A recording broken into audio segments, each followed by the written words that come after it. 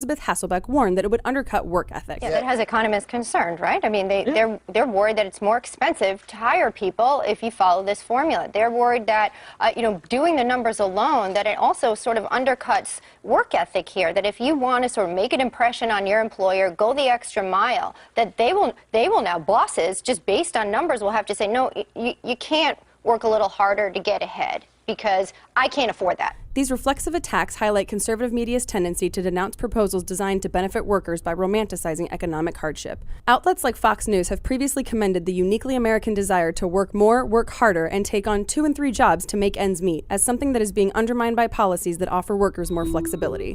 For more on this and other stories, please visit MediaMatters.org. Western state Republicans engaged in legal battles about same-sex marriage. Do you know which side they're on? I'm Bill Newman, and this is the Civil Liberties Minute. Soon, the Federal 10th Circuit Court of Appeals will hear arguments in the same-sex marriage cases, appeals brought by Utah and Oklahoma that seek to reverse the federal district court decisions that struck down those states' bans on same-sex marriage. In those cases, conservative Republican lawmakers, including former Wyoming Senator Alan Simpson and former Kansas Senator Nancy Kassenbaum, have signed on to an amicus curiae, a friend of the court brief. That brief urges the court to, as the federal district courts did, strike down the gay marriage bans that they say contravenes the constitutional guarantees of equal protection and liberty. Ideologically, this position perhaps is not all that surprising, for Western state Republicans espouse liberty and freedom and personal choice and decry government interference in our lives.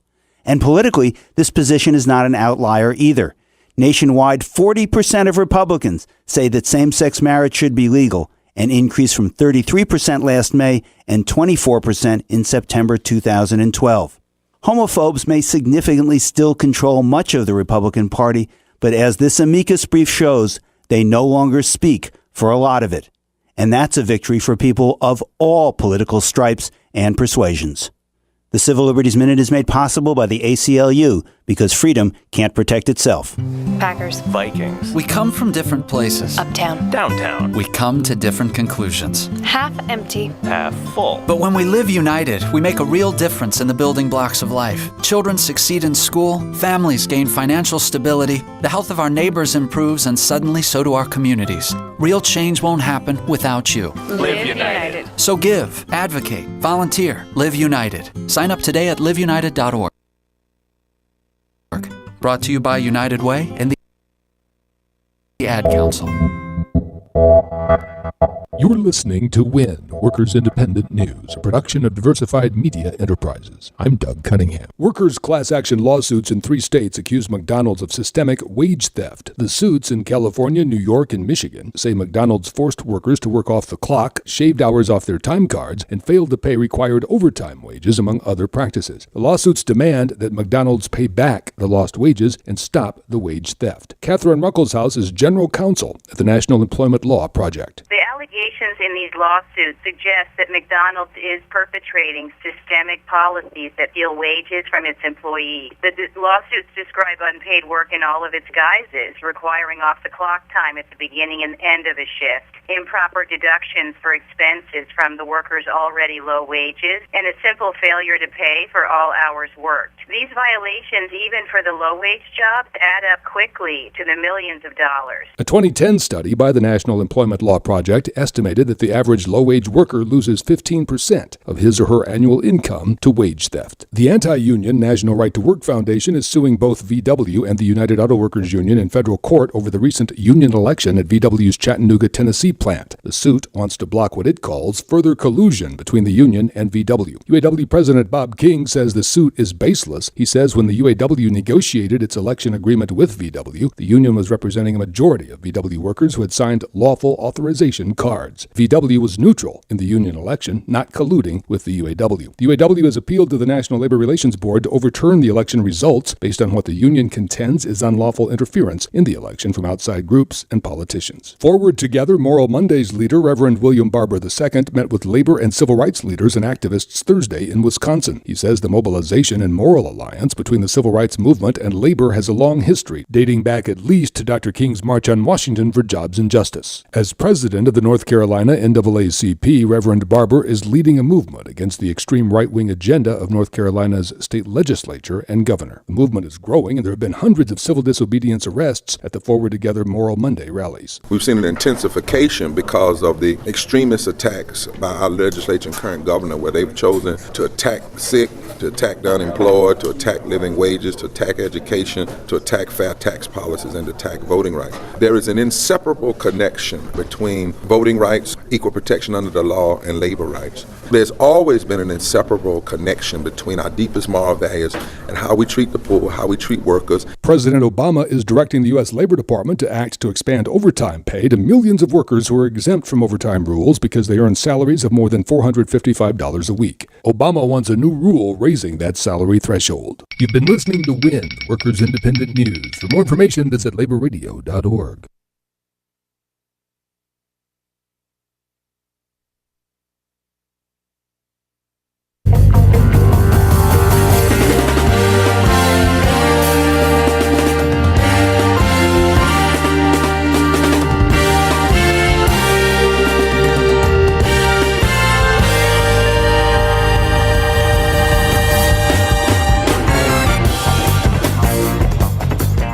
You are now listening to The Zero Hour with RJ Eskow, produced live at the studios of We Act Radio in beautiful Washington, D.C., and heard live around the nation.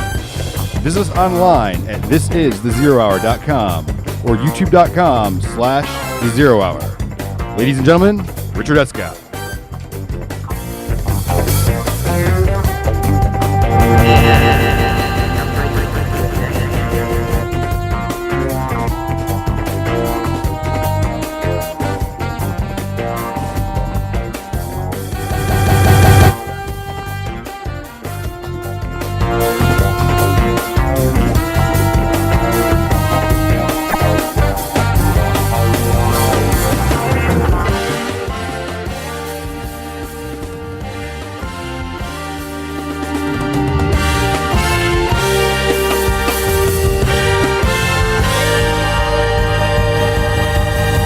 This is Richard Eskow, and you are listening to The Zero Hour. I hope you're listening to The Zero Hour. We got a little technical problem here. Please bear with us. What's going on? What is going on?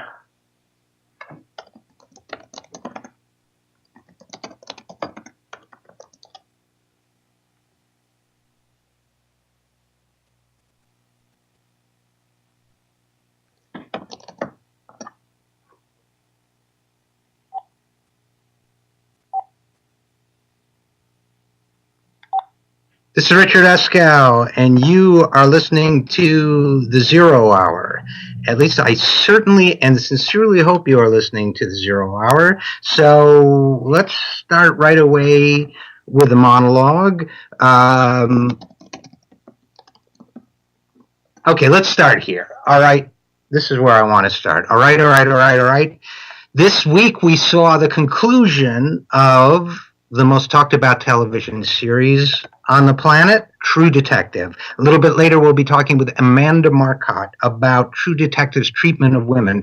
But before then, and that's an important topic, but before then, a fun topic, I think, in the sense that it can help us all learn a little bit more about gender relations in this country.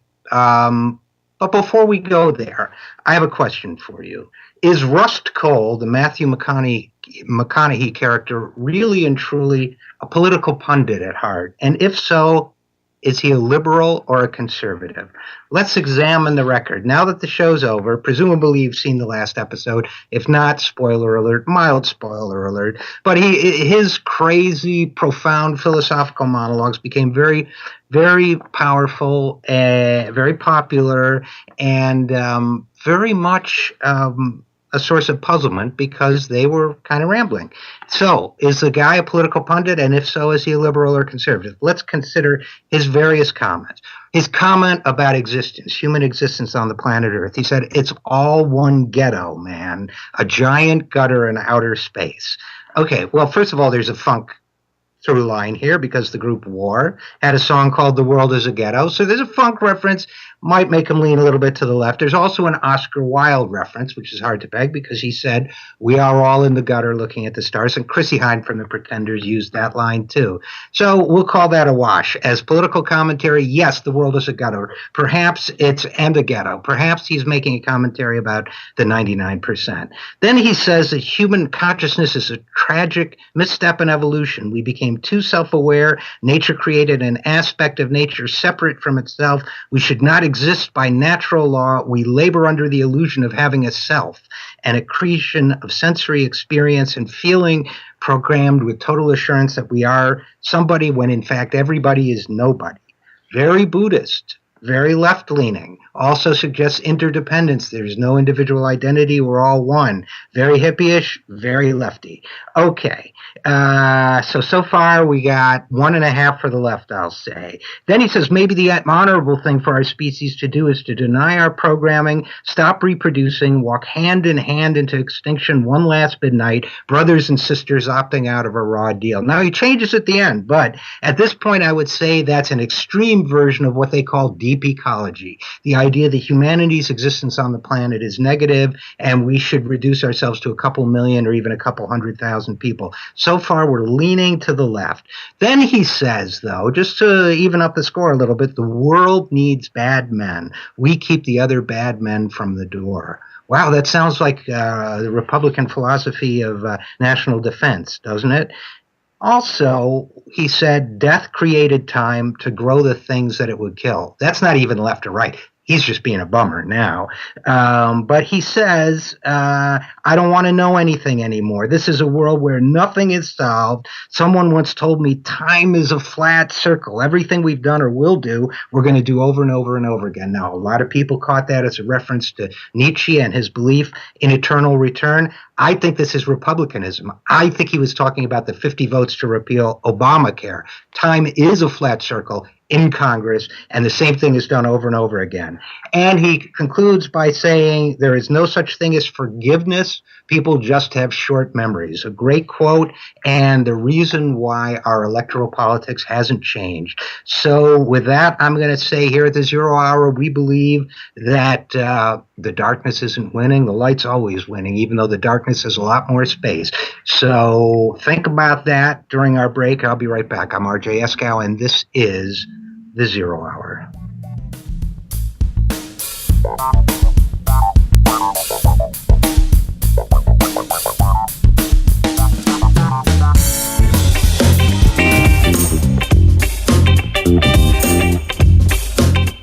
If you're planning to replace your Social Security card simply because you don't have it, you may not need to replace it at all.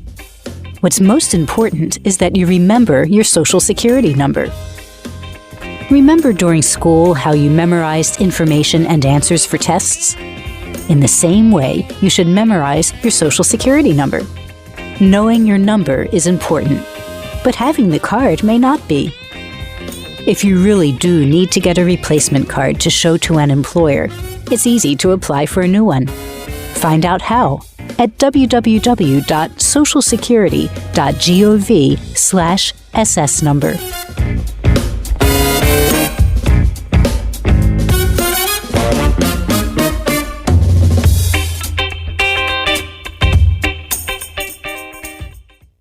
Sergeant Michelle Garcia served meritoriously in Iraq and has the medals to prove it. Soon after leaving the Navy, Lieutenant Chris Scott found a job, a home, and started a family of his own. Corpsman Richard Stokely took the skills he learned in Vietnam and put them to good use as a paramedic. But soon after leaving the military, each of these veterans fell on hard times and faced homelessness. Even after Michelle lost all her savings, even after Chris wasn't able to pay his mortgage, and even after Richard battled alcoholism for years, they each reached out for help when they needed it most. A simple phone call put them in touch with a trained professional from the Department of Veterans Affairs. That call got Michelle a place to stay until she could afford one of her own, put Chris in touch with employment assistance, and found Richard a substance abuse program. These veterans are success stories not only for how they were able to help others while serving their country, but for how they were able to let others help them. If you know of or are a veteran in need, make the call. Hey Hey there, Matthew Filipovich here, host of the creatively titled Matthew Filipovich Show, which, by the way, you can hear every single Saturday from 8 a.m. to 10 a.m. right here on 1480 a.m. We Act Radio. Now, I'm going to be honest with you people, I'm not the smartest guy in the world, but I like talking to smart people who are smarter than me, some of the smartest, funniest, most badass progressives out there. People like Glenn Greenwald, Naomi Klein, Jane Kuger of the Young Turks, Jamie Kilstein, Allison Kilkenny, Alan Grayson, Jeremy Scahill, Jim Hightower, and more. That's right, I said more. Don't believe me? Well, tune in to the Matthew Filipovich Show every single Saturday from 8 a.m. to 10 a.m. for some of the best in liberal talk, news, comedy, and interviews right here on 1480 a.m. We Act Radio. Friends, David Schuster here, and all of us at We Act Radio are so proud of our neighbors here in Southeast D.C., especially one of our partners, the Arc. The Arc is at 1901 Mississippi Avenue Southeast. It's the home to some of Washington's best, including the Washington Ballet, the Levine School of Music, Boys and Girls Club, and the Children's Health Project. All provide a number of programs and services within the very same facility. The Arc is also home to the Arc Theater, the only theater east of the river, which hosts a variety of dance, music, and theatrical shows each year. Almost everything you could want is at the Arc, so stop by and see them. The Arc, 1901 Mississippi Avenue in Southeast. For more information, visit the Arc's website, www.thearcdc.org, or call 202-889-5901. The Arc, part of Southeast D.C.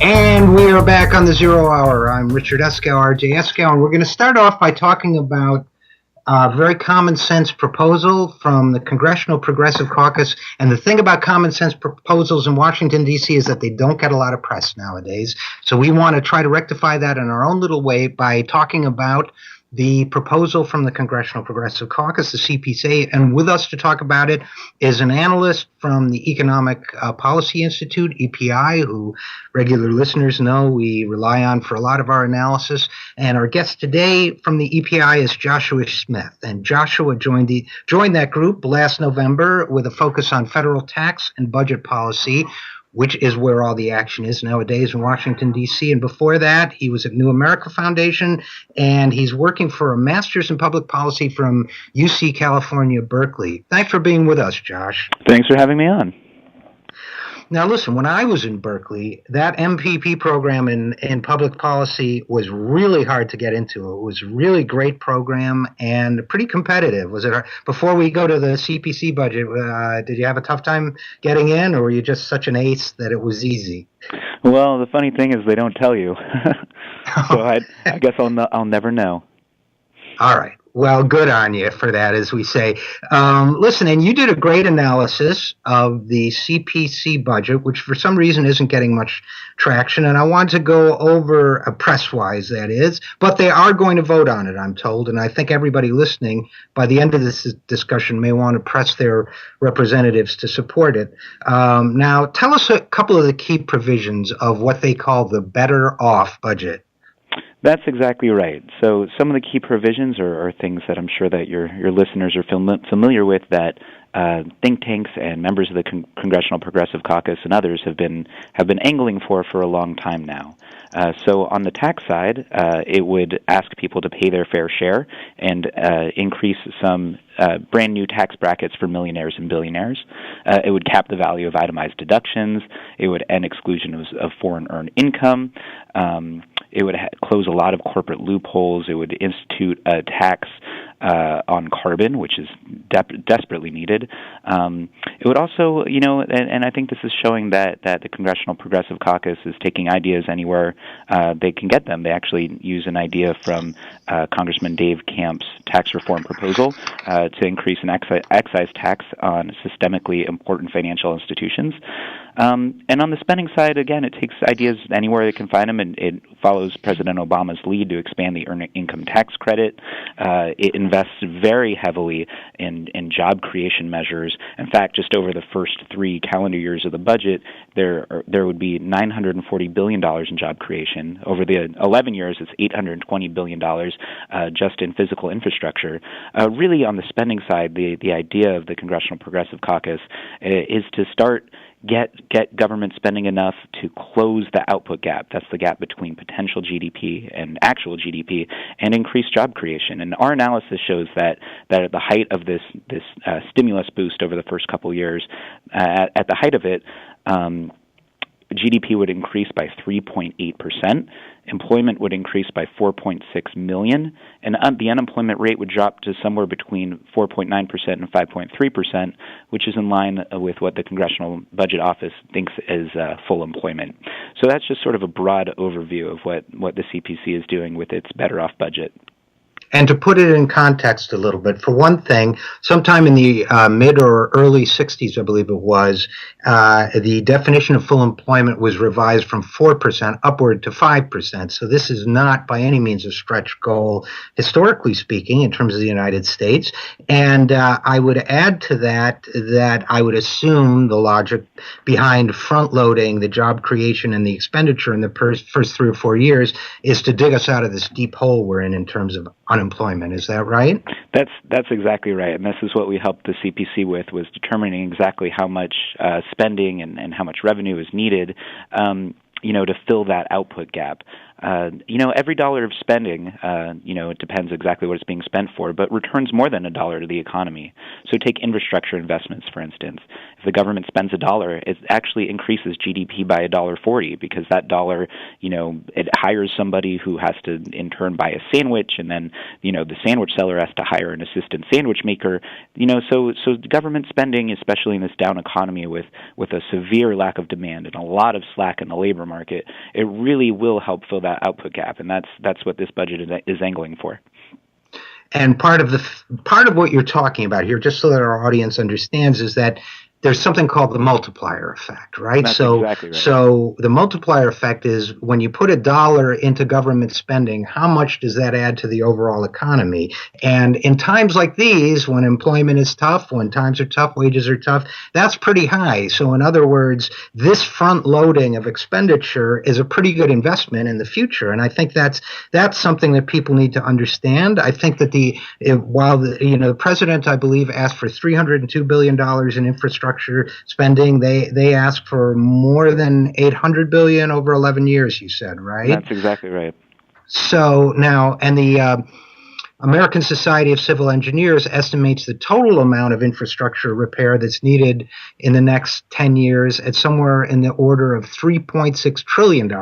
So with that in mind, one of the things I want to emphasize, and I wanted to ask you about, is that actually, while this is going to be, if it's covered at all, somewhat dismissed patronizingly by the media as somehow the left budget, to me, this actually feels like a pretty moderate and almost centrist budget, because here you've got massive unemployment, and they're talking about fairly restrained spending. You've got a $3+ trillion infrastructure problem. They're talking about spending less than $1 trillion over 11 years.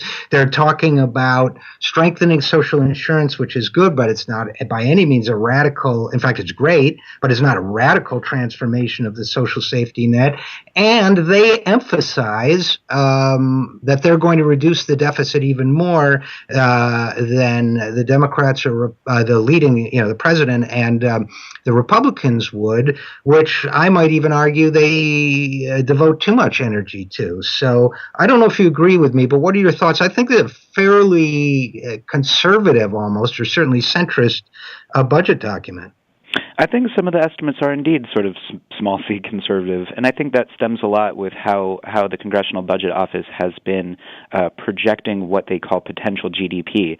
They've revised it downward year after year after year. So the spending that it will take to close the output gap that I was talking about, just it seems that it's been decreasing from year to year. So there's actually less stimulus spending in this budget than in the CPC's budgets in the past, and that's just because our aim is to fill the output cap, what CBO defines as the output cap. But, there's reason to think that their downward revisions of potential GDP may be revising things downward too far.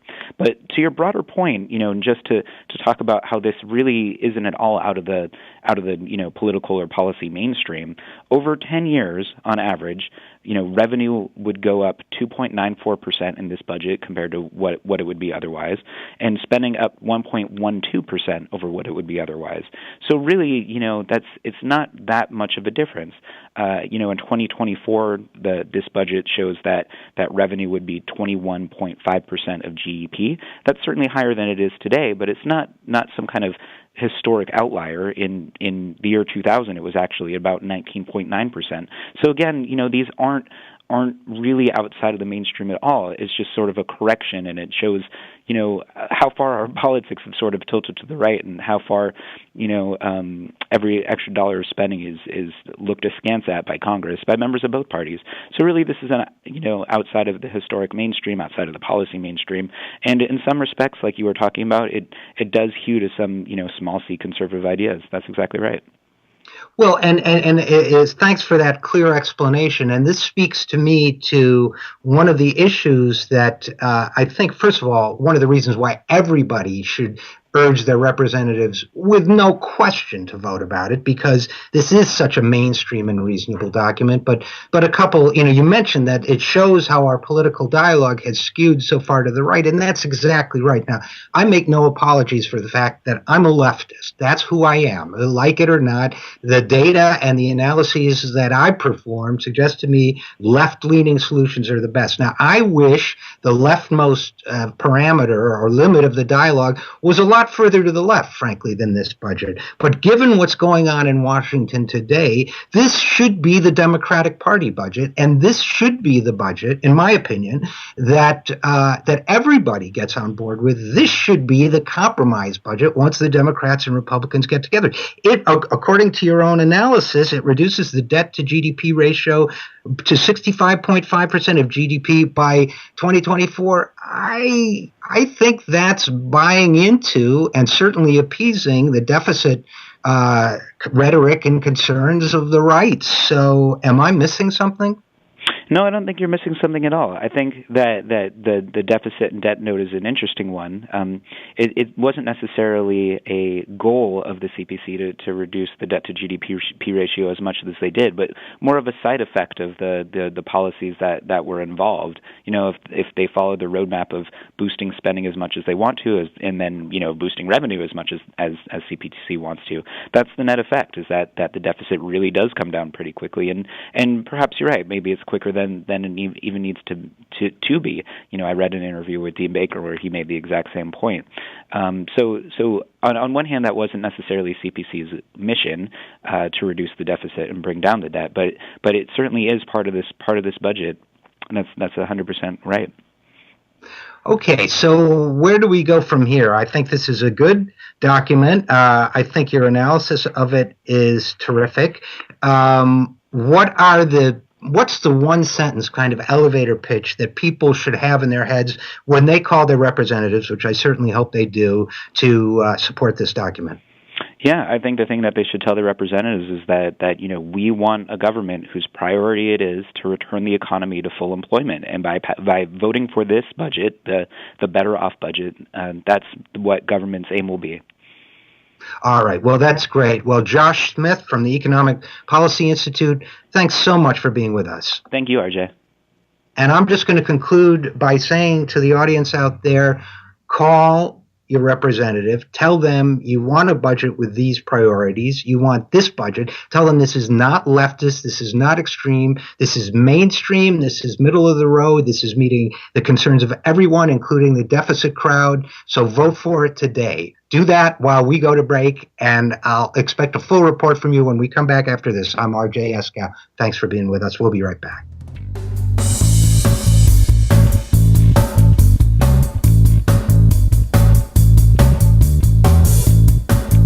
You're listening to Take Action News on We Act Radio, produced at the studios of WPWC 1480 AM in Washington, D.C., your nation's capital. I had a sore in my mouth that just wouldn't go away. And after a couple of weeks, I went to my doctor. A sore, lump, or thick patch in your mouth or throat could be a symptom of oral cancer. My doctor told me I was smart to come in. He said that oral cancer is more common in African American men than in any other group in the U.S. It turns out I did have oral cancer, but it was caught early and my treatment was successful. I'm glad I got it checked. That probably saved my life. If you're an African American man, you need to know about oral cancer. Visit a doctor or dentist if you see changes in your mouth that don't go away after 2 weeks. It's important to get an oral cancer exam because if you do have cancer, the earlier it's caught, the better. A message from the U.S. Department of Health and Human Services, National Institutes of Health.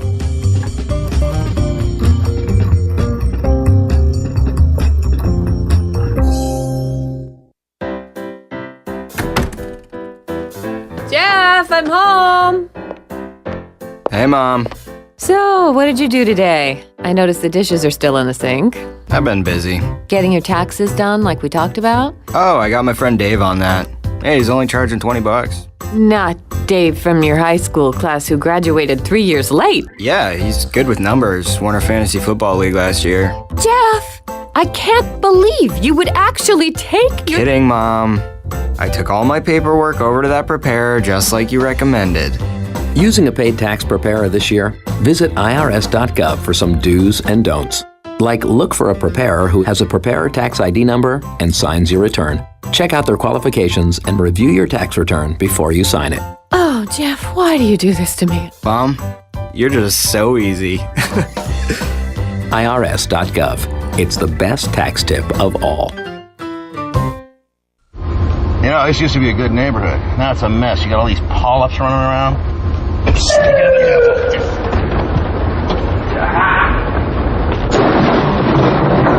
Colon cancer almost always starts with the polyp. Get the polyp early and stop colon cancer before it even starts. Where do you think you were running to, huh? I didn't even see you guys there. I don't know. Get the test, get the polyp, I want to talk to my lawyer! get the cure. I got a phone call! CD is for everybody, not just for the few. Anyone can share VD with someone nice as you. If you're curious or confused, get information or a pamphlet at most pharmacies or a health clinic. If you need help, see a doctor. Would you like to secure stable employment, affordable, high-quality child care, or an opportunity to serve your community through meaningful volunteer and internship experiences? If so, UPO is the place for you. Hello, I'm Andrea Thomas, Vice President of Administration and Chief of Staff for UPO. As the Community Action Agency for Washington, D.C., UPO has proudly served the residents of Washington for the past 50 years. Annually, we impact the lives of nearly 100,000 Washingtonians, 100,000 people advancing their education, securing employment, maintaining housing stability, and investing in their communities through volunteerism. Our vision is a Washington of thriving communities and self-sufficient residents. To learn more about our services and how you can partner with us or donate, visit us at www.upo.org. UPO, where we are uniting people with opportunities.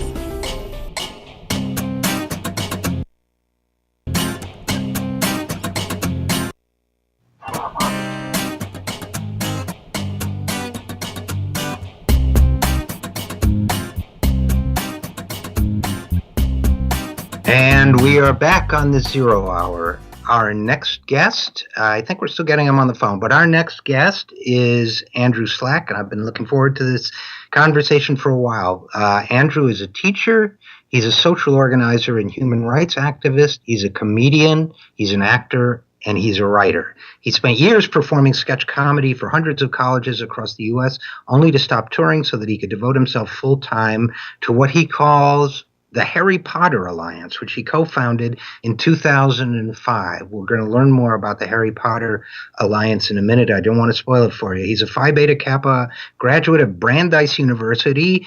He's educated. He is dedicated. He's got book learning. He's dedicated to learning and extrapolating how modern myth, new media, and expressive therapy can transform our lives, both personally and collectively. And from what I've seen, he pulls all of that off. Now, do we have Andrew with us? Andrew, are you with us? Andrew is not with us. Okay, so we're going to vamp while we're waiting for Andrew. We're going to talk about the Harry Potter Alliance. The Harry Potter Alliance is what it claims to be. The Harry Potter Alliance is an organization, I believe, of, well, he'll tell us. Andrew, are you there? I am, yes. Hi, it's great to be here. How are you? Oh, I'm great. It's good to have you. You gave us a scare for a minute because I guess we couldn't hear each other, but it gave me time to give you an extremely laudatory and lengthy introduction, so it all worked out. Oh, I really want a recording of that when I'm not feeling good about myself, so thank you. Does that happen a lot? Not feeling good about myself? Yes. Well, I'm human, so, Yeah, I know. Well, listen, I think you should feel good about yourself because I think you do great work, and I want to hear more about it. Specifically, let's start by talking a little bit. There's so much we could talk about, but let's talk a little bit about the Harry Potter Alliance. Now, for people who might not know who it is, give us the box top rundown. Yep, sure. Well, I think if you haven't read Harry Potter, you probably know that Harry Potter is a pretty popular book series.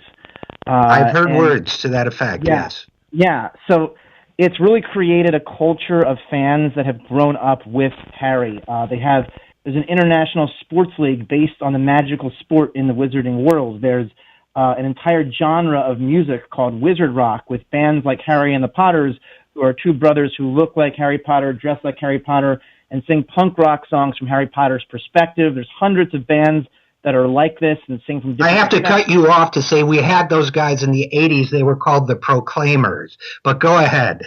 There you go. But there's this whole culture of energy, talent, and resources that range from Wizard Rock and the International Quidditch Association to fan conferences, fan fiction, and on and on and on. And, I looked at all this energy, talent, and resources as a fan of Harry Potter, an obsessive fan. I started late. Kids I was working with got me into it, and I was obsessed with it. But I simply asked this question, we're putting all this energy, talent, and resources into celebrating Harry Potter, but if Harry Potter were in our world, wouldn't he do more than simply celebrate the fact that he's Harry Potter? Wouldn't he fight for justice in our world the way he fights for justice in his?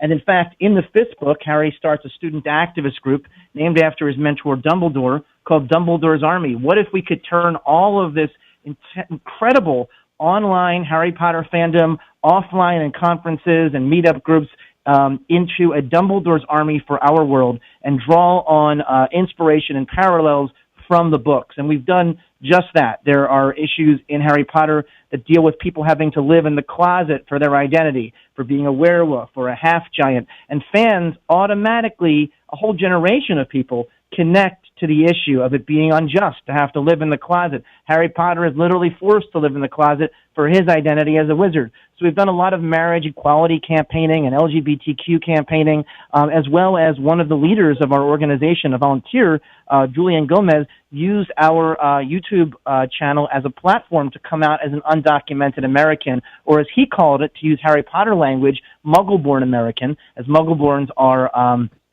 treated in a discriminated fashion in the Harry Potter books. We've done a lot of work on advocacy regarding equality and human rights and media reform, and have helped engage young people who never studied at University of Southern California, that have called us a premier model for civic engagement in the 21st century, have proven that a lot of these young people never would have otherwise gotten involved in social justice because there was nothing that was making social justice work accessible to them. We've helped not only get them engaged, but have a more sophisticated understanding of the way to make social change. But in addition to that, so let me just jump in for a second there, Andrew, because that's a lot to absorb, and it sounds great. And I know you guys have raised money. You guys have gotten people, you guys are tremendously successful. And I say that as someone who knows nothing about Harry Potter, except that he's a big phenomenon. I've seen his picture and that kind of thing. But And by the way, I don't take pride in that. I wallow in all sorts of pop culture. That's not a snobby thing. But let's philosophize for a second about this. Okay, so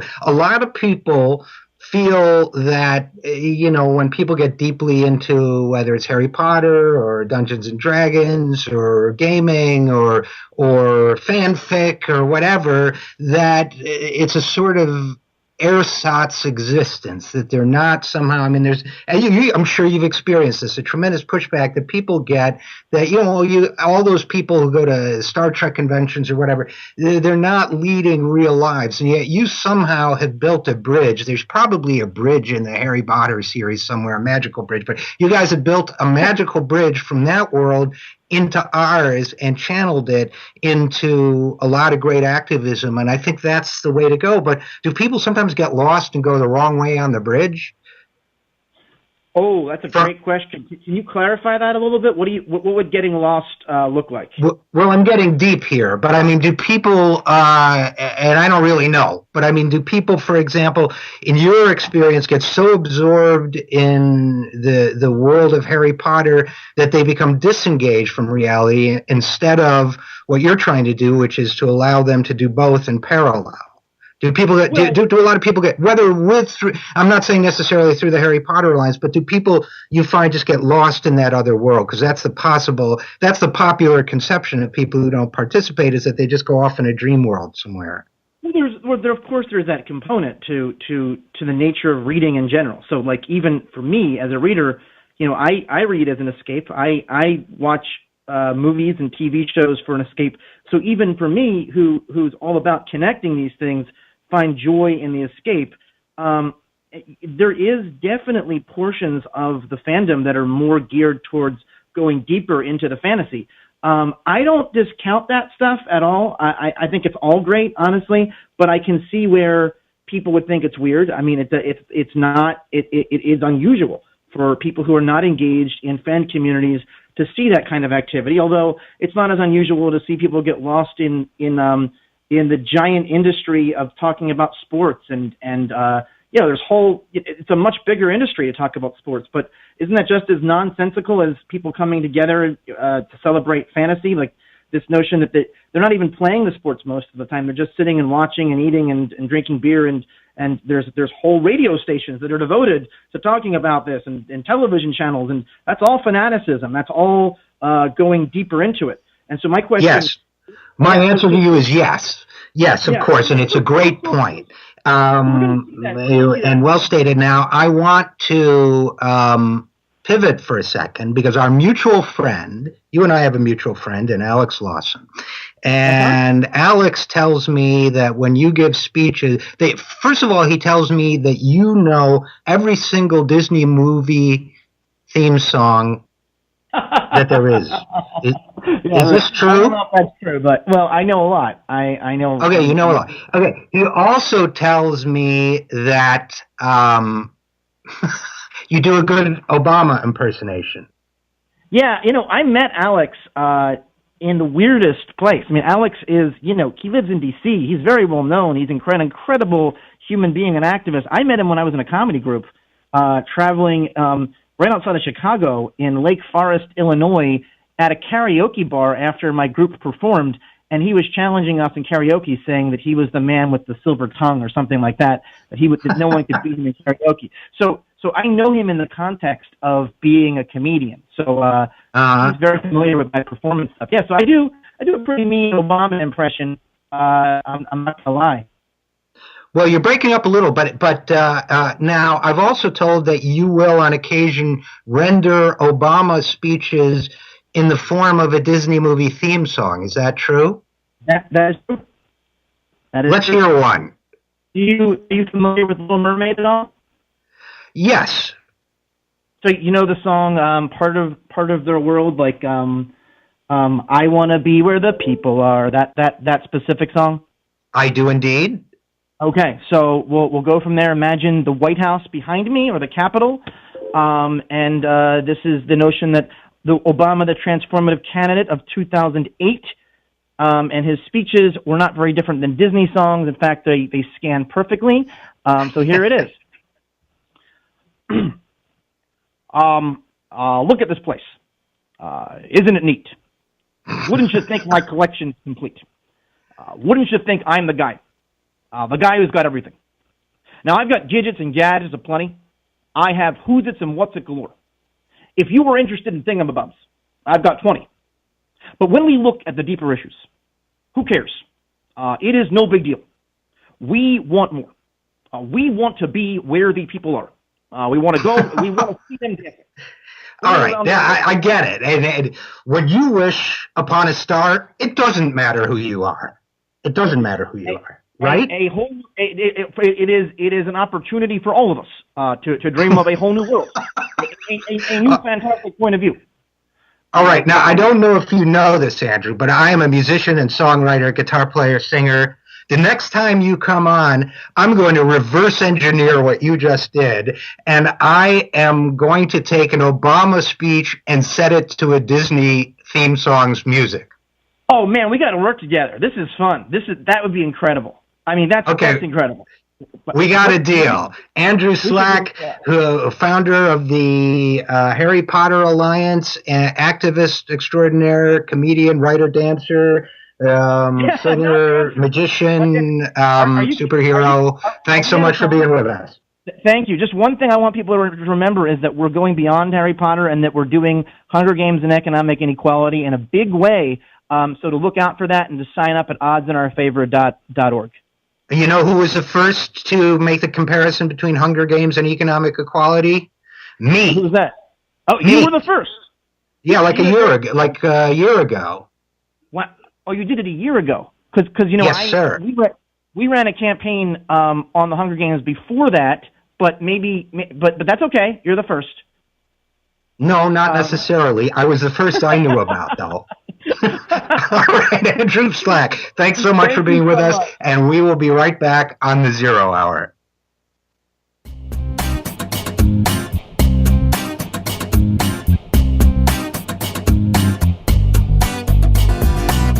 You say you want to go to college. Yay! A Big Ten college. But you don't want to feel like part of the, well, you know. Is there an answer for you? Of course, Indiana University East. Go Red Wolves! Indiana University East. You'll get the quality of a Big Ten education in a small college setting. IU East offers more than 50 fields of study, from accounting to political science, taught by internationally recognized faculty with an average of 18 students per class. So it's not, student number 95A-6273, please report to. It's more like, hey, John, welcome to class. Best of all, you'll graduate with one of the most respected degrees anywhere, a degree from IU. Don't wait. Go to iue.edu or call 800-959-EAST to arrange a visit to Indiana University East. IU. Focused on you. I had a sore in my mouth that just wouldn't go away. Education beyond high school. A path to opportunity and success for our young people. And the key to building a better life for themselves and ultimately their own children. But for many, all this is only a dream. Because the challenge of paying for education beyond high school seems to put this opportunity out of reach. But there is an organization that can help. Each year we award $80 billion in grants, low-interest loans, and work-study to students in colleges, trade schools, and professional schools. We are Federal Student Aid, part of the U.S. Department of Education. You can learn more by logging on to federalstudentAid.ed.gov. We may be able to help you realize your dreams, so don't get left behind. After all, the most costly education is the one not begun. Federal Student Aid. Start here, go further. Take Action News is proud to be sponsored by Healthcare for America Now. HCAN is a national coalition of more than 1,000 groups in 50 states, representing 30 million people. HCAN works to promote, defend, implement, and improve the Affordable Care Act at both the state and federal levels. They also try to protect Medicare and Medicaid, increase corporate accountability, and confront forces that seek to take away critical services. HCAN believes in creating jobs, not cutting programs people depend on. HCAN runs comprehensive issue campaigns that mobilize people at the grassroots and define the public debate. HCAN is fighting to protect, implement, and improve the new healthcare law through national and state-based legislative and regulatory campaigns built on grassroots action, public education, communications, policy analysis, and groundbreaking research. HCAN has become a respected voice and national leader on healthcare while continuing to focus on aggressive field activity. Support HCAN, Healthcare for America Now. When you go on a road trip, you're careful. You follow the signs to arrive at the right place. It's the same online. Read the internet signs along the way, or you may be led astray. For example, look for the .gov at the end of the web address. If it isn't .gov, it isn't the real Social Security website. People are often victimized by misleading advertisers who use terms like Social Security or Medicare to trick the public. These companies charge a fee for free Social Security services. These services include changing your name and getting a new Social Security card. There's no need to pay for services Social Security offers for free. Go to www.socialsecurity.gov. And remember, if it isn't .gov, it isn't Social Security.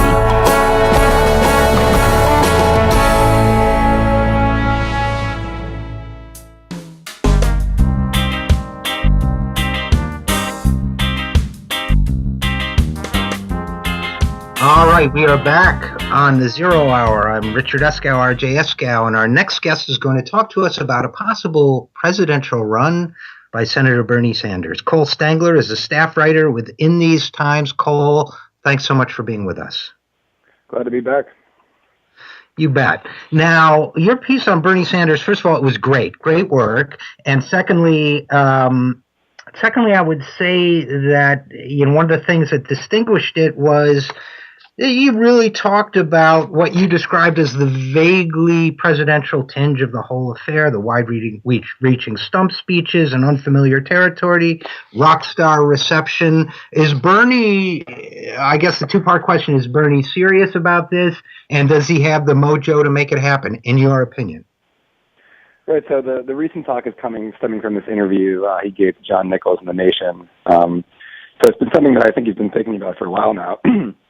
And I think that the trip that you're talking about that I did a piece on in these times was emblematic of that, and that was back in the fall. And I think it's something that's on his mind. The other, I think he's reaching kind of the end of his career in the Senate. He sees a political class that is generally pretty vapid. Even on the Democratic Party is pretty weakened from the time he's been around. And I think, he's concerned about his legacy also. And the thing that was interesting, about that trip that he took was, he wasn't raising any money, which is sort of odd for a sitting senator to just travel to a random part of the country and give a bunch of talks in kind of this old school kind of stump speech style. So in many ways, I think you could probably look at that in retrospect now with the interview he gave to Nichols in The Nation, as a kind of, maybe a test to see if he can handle the presidential campaign. And there was another interesting part about that, which I want to highlight, which actually wasn't mentioned in the article, but he actually began that trip to the South. So it was 3 states. So it was Mississippi, Alabama, Georgia, I think also South Carolina. So 4 states.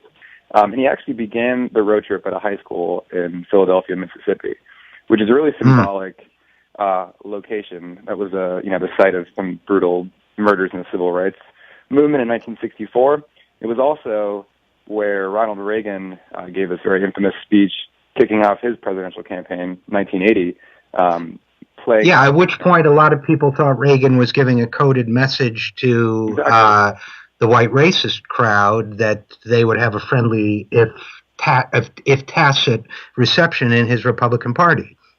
Right. Yeah, using language like states' rights. We all know what that means in American political discourse. So in many ways, I think Sanders was trying to kind of combat that, and a lot of the talks that he gave down there were, critical of the mainstream Democratic Party's unwillingness, inability to address class and economic divides, and playing up a lot of cultural, and these social issues. so he's obviously pro-choice, he's pro-gay marriage, but, he was critical of how these issues tend to get focused on more than, the kind of just core economic issues that unite everybody at the end of the day, So I read your article a little, in line with that.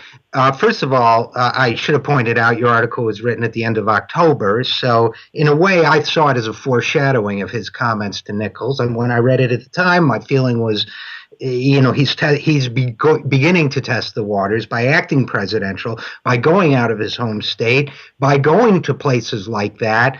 I thought he was making a point that a national campaign, even in what used to be considered the hotbed of conservatism and even racism, that populist issues and socialist-like issues can play well even there. So I thought that was a very tactical move on his part. I also, by the way, want to congratulate you guys for being the only national outlet to cover that trip, as far as I know, because that was an important trip. So when you read, I know he gave the interview with John Nichols. When you read his interview with John, did you see that as a natural progression of the trip you joined him for?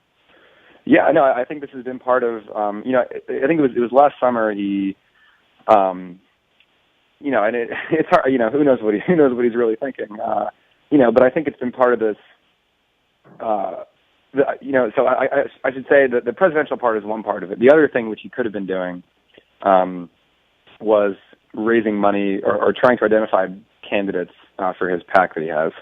So that was another part of that trip. And so I think, it was between maybe the presidential run and also just, funding other candidates. But no, when I saw the Nichols interview, it seemed in some respects a progression of that. And I think, the other point that people have brought up is maybe, and I am by no means the right person to speculate about, 2016, who would have thought that I would have thought I'd be doing this. But one thing that people have pointed out is, potentially maybe this is a move to pressure, Elizabeth Warren to maybe go in the race. Who knows if that's true or not? Because Elizabeth Warren, in many respects, would be a better fit running, but they're not the same. So that's one potential angle here. So what do you think? What are you going to be looking for next? Are you? I don't know if you're planning to cover Bernie Sanders' activities again, or if you have thoughts on what his next move is going to be. But are you staying on this story? And if so, what are you looking for? Yeah, I'll be staying on it to see if he's making any other bigger moves like this. I think. And it's interesting because in the last couple of years, you look at senators, and Bernie Sanders, it seems like he's almost preparing to take his, message to the national level. If you look at, just the social media presence he has, there's not another person, senator, whose stuff you see all over Facebook and Twitter. And in some respect, that's a reflection of just the kind of people that I'm friends with and in the kind of lefty circles.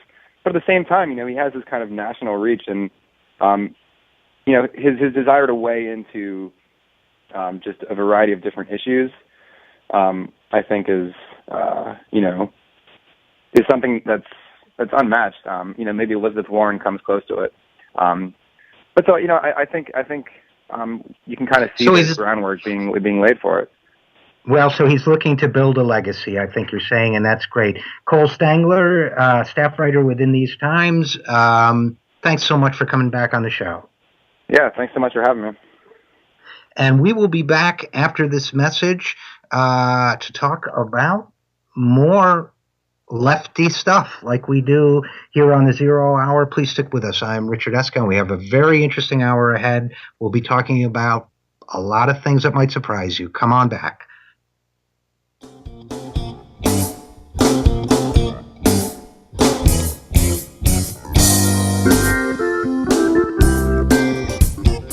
I'm Gary Johnson, former governor of New Mexico. Last year, my state became the 12th state to allow medical use of marijuana by patients who are seriously ill. Some people were surprised that a Republican governor supports medical marijuana, but I'm hardly alone. Groups like the American College of Physicians, American Nurses Association, and American Public Health Association have all acknowledged the medical value of marijuana. New research about medical marijuana is coming out almost every day, showing remarkable potential in all sorts of serious conditions, including cancer, AIDS, and chronic pain. But some in government still want to put politics and ideology ahead of public health. To learn more about medical marijuana and what you can do to help, contact the Marijuana Policy Project at 1-877-JOIN-MPP or visit them on the web at mpp.org. Thanks. You're listening to We Act Radio, WPWC 1480 AM, broadcasting live from Martin Luther King Jr. Avenue in D.C.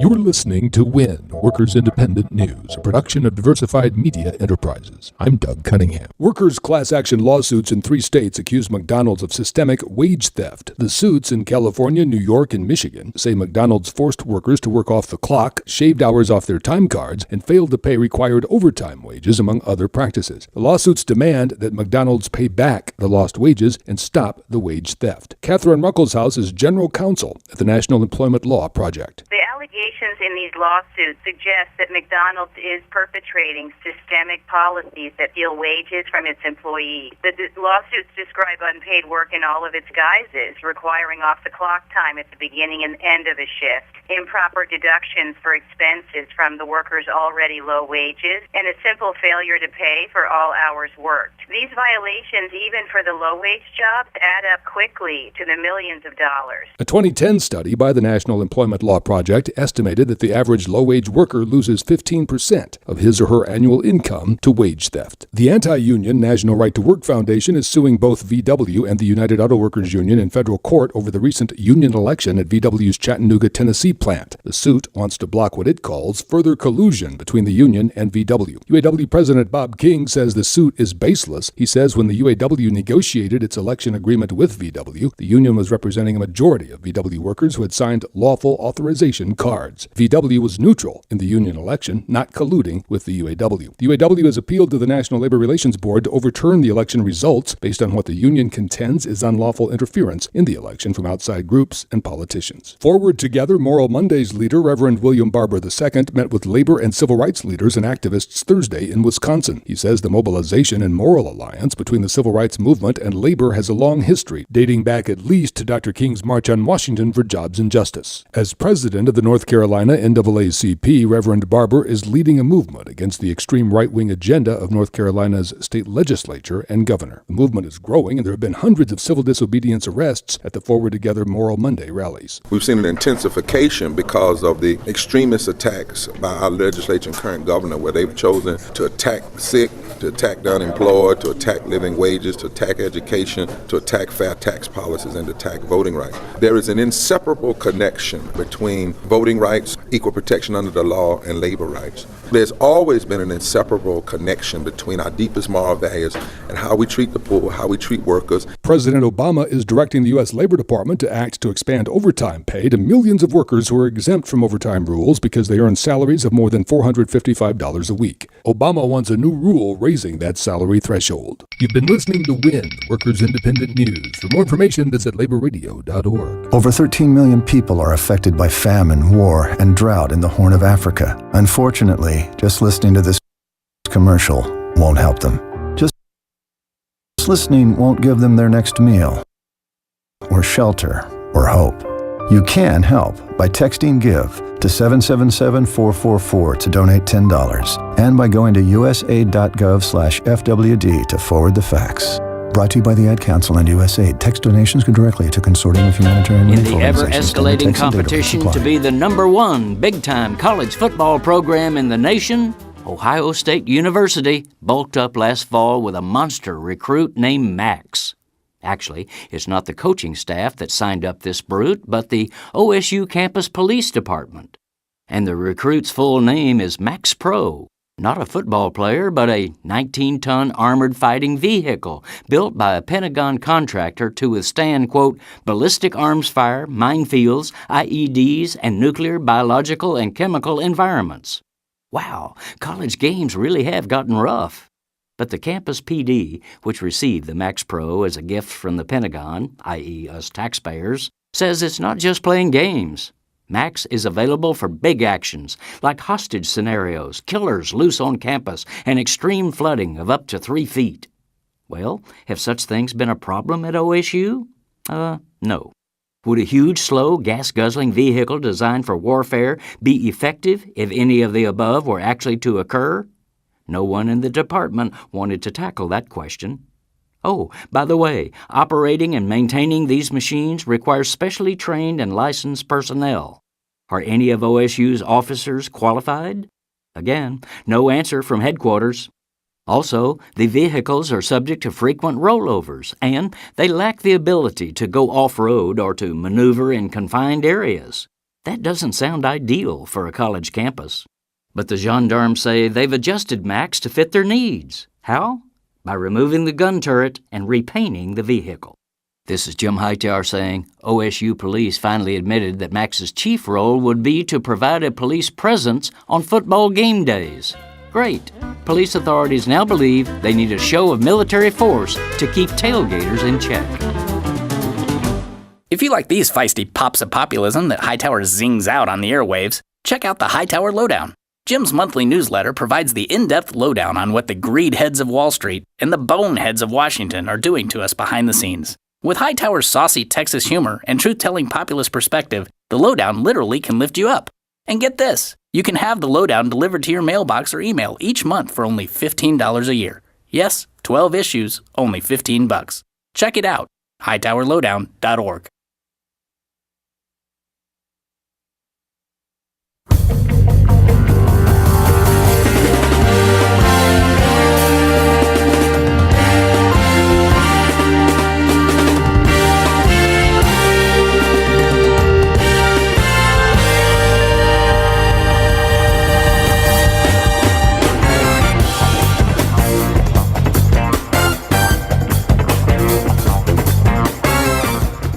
You are now listening to The Zero Hour with RJ Eskow, produced at the studios of WPWC We Act Radio in Washington, D.C., and broadcast across the nation.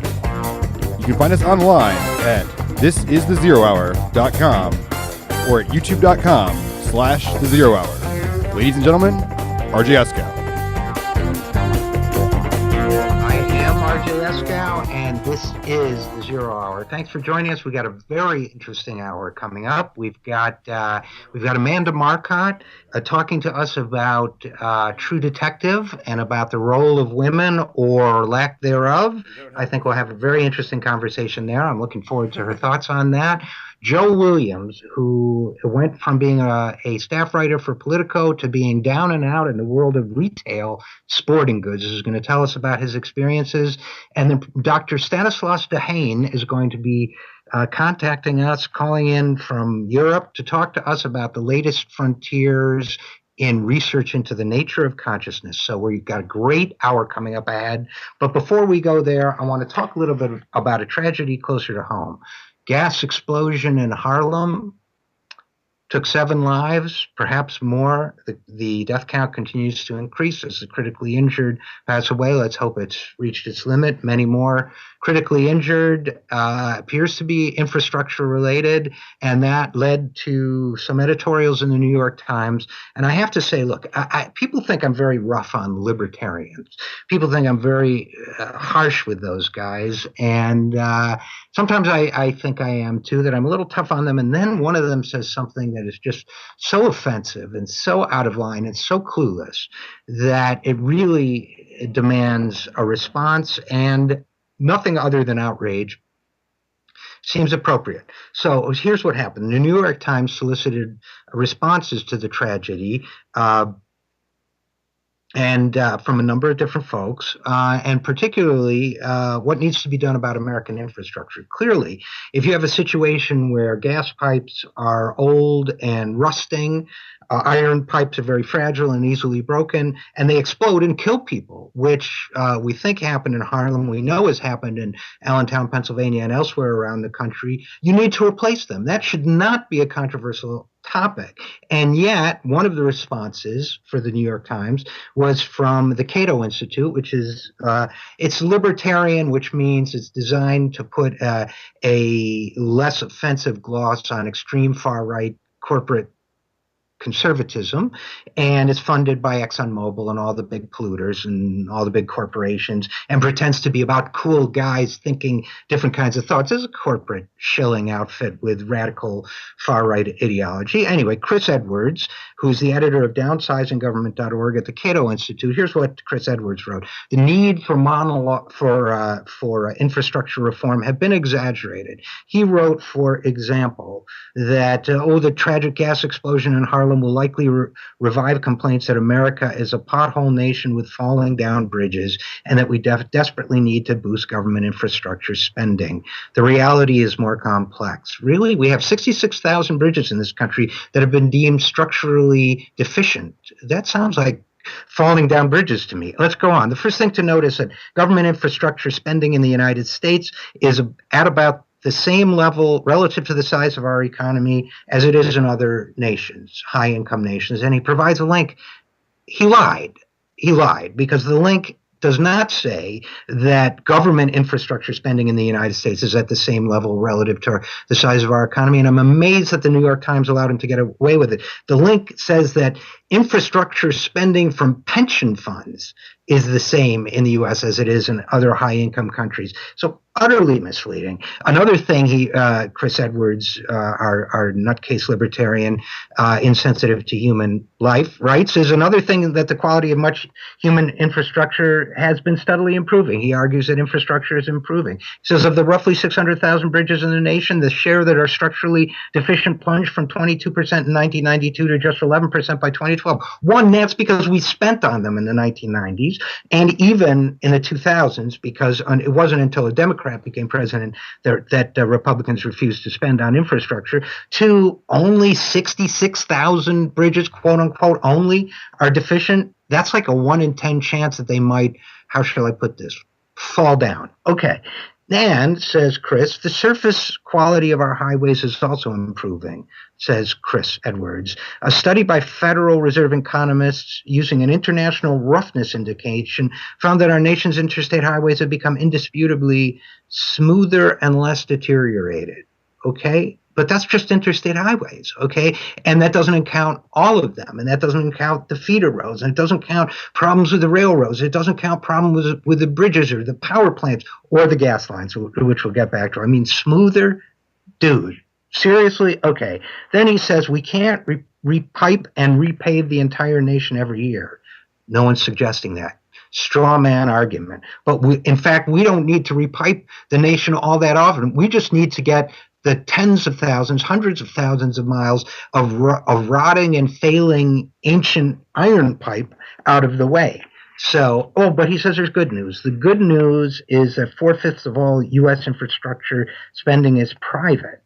Companies will aim for the optimum level of investment, says Chris Edwards, if they can earn a decent rate of return. Well, I'm not sure how you earn a decent rate of return on human life here. So that optimum rate doesn't include, and I quote from the New York Times, quote, a 44-year-old security guard, a 67-year-old dental hygienist, a 22-year-old line cook at a 4-star Midtown Manhattan hotel, and her mother. Sorry they don't fit into your profit returns, Chris, but that's why libertarianism isn't very popular. I'm RJ Eskow, and we will be right back on the Zero Hour.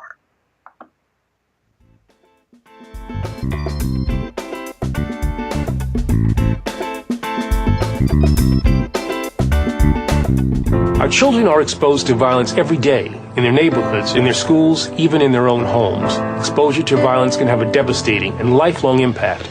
Through community action and leadership at the national level, we're identifying the children who need our help. I'm Attorney General Eric Holder, and I'm asking those of you who have a role in a child's life to take action. Through your attention and early intervention, we can help children in need to heal, to thrive. Together, we can change their lives and their futures. Join the Justice Department in defending childhood.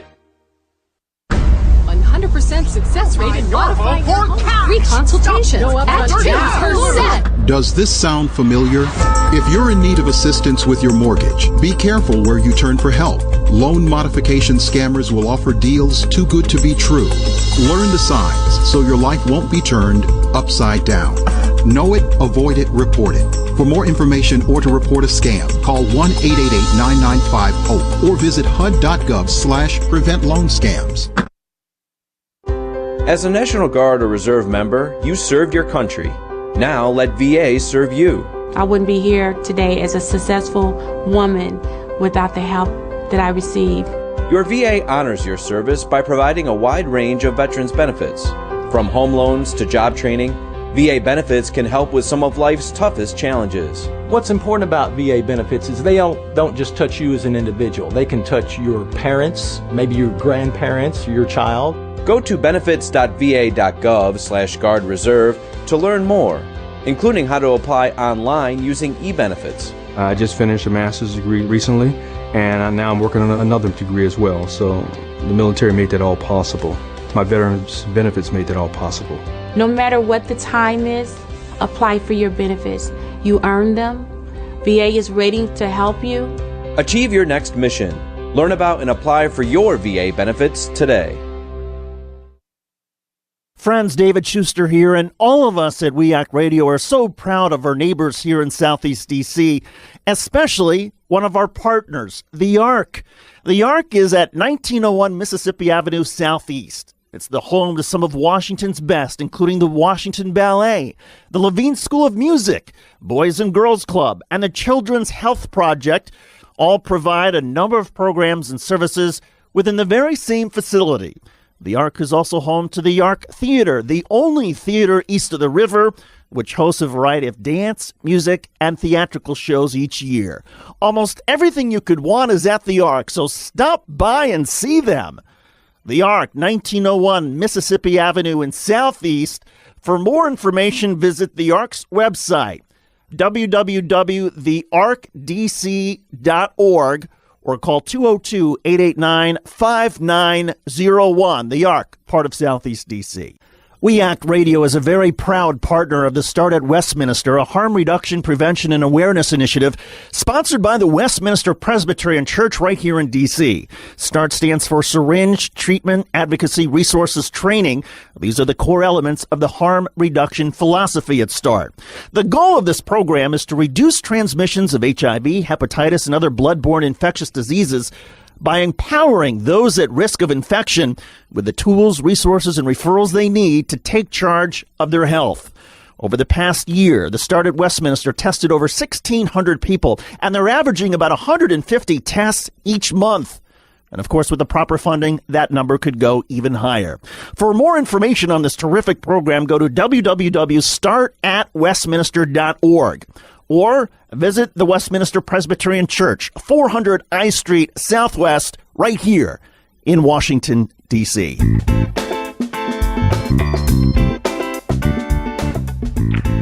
And we are back on the Zero Hour. I'm Richard Eskow, RJ Eskow. And just to tie off the conversation about that Cato Institute libertarian who says that infrastructure needs have been exaggerated.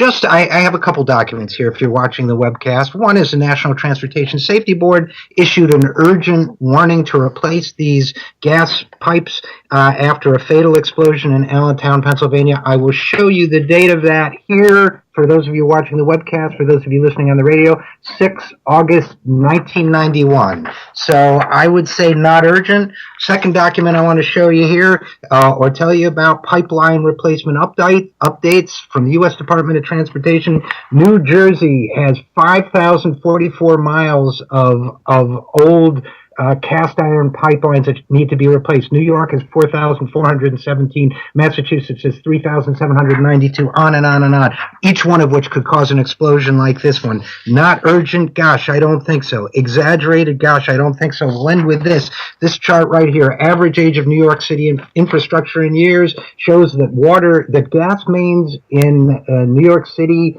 are average of 56 years old. 56 years old, ladies and gentlemen, Korean War. So with that, I would say people wonder why libertarians are so unpopular. That probably is why, because they say things like that. Okay, our next guest is Amanda Marcotte. Amanda is a great blogger who, according to her official biography, is best known for her writing on feminism and politics, and I would say that's probably right. I've known Amanda kind of. I've certainly known her writing for a lot of years, and I think we might have been like MySpace friends in 2005 or something. Anyway, Amanda, how are you? Good. How are you? I'm great. Thanks for coming on the show. I wanted to talk a little bit about what you've written about True Detective. I just wanted to kind of bounce that around with you because a lot of times, as my perceptions are skewed about certain things, and it's good for me to get my eyes opened. And I thought they were opened a little bit by what you wrote about True Detective. I think you were disappointed, I think it's fair to say, by the ending. And you said it invoked the tired old cliche that any woman who has the temerity to grow past the idealized age of innocence ended up on screen as a flat, barely characterized stereotype. Still feeling that way about it with a few days to reflect on it?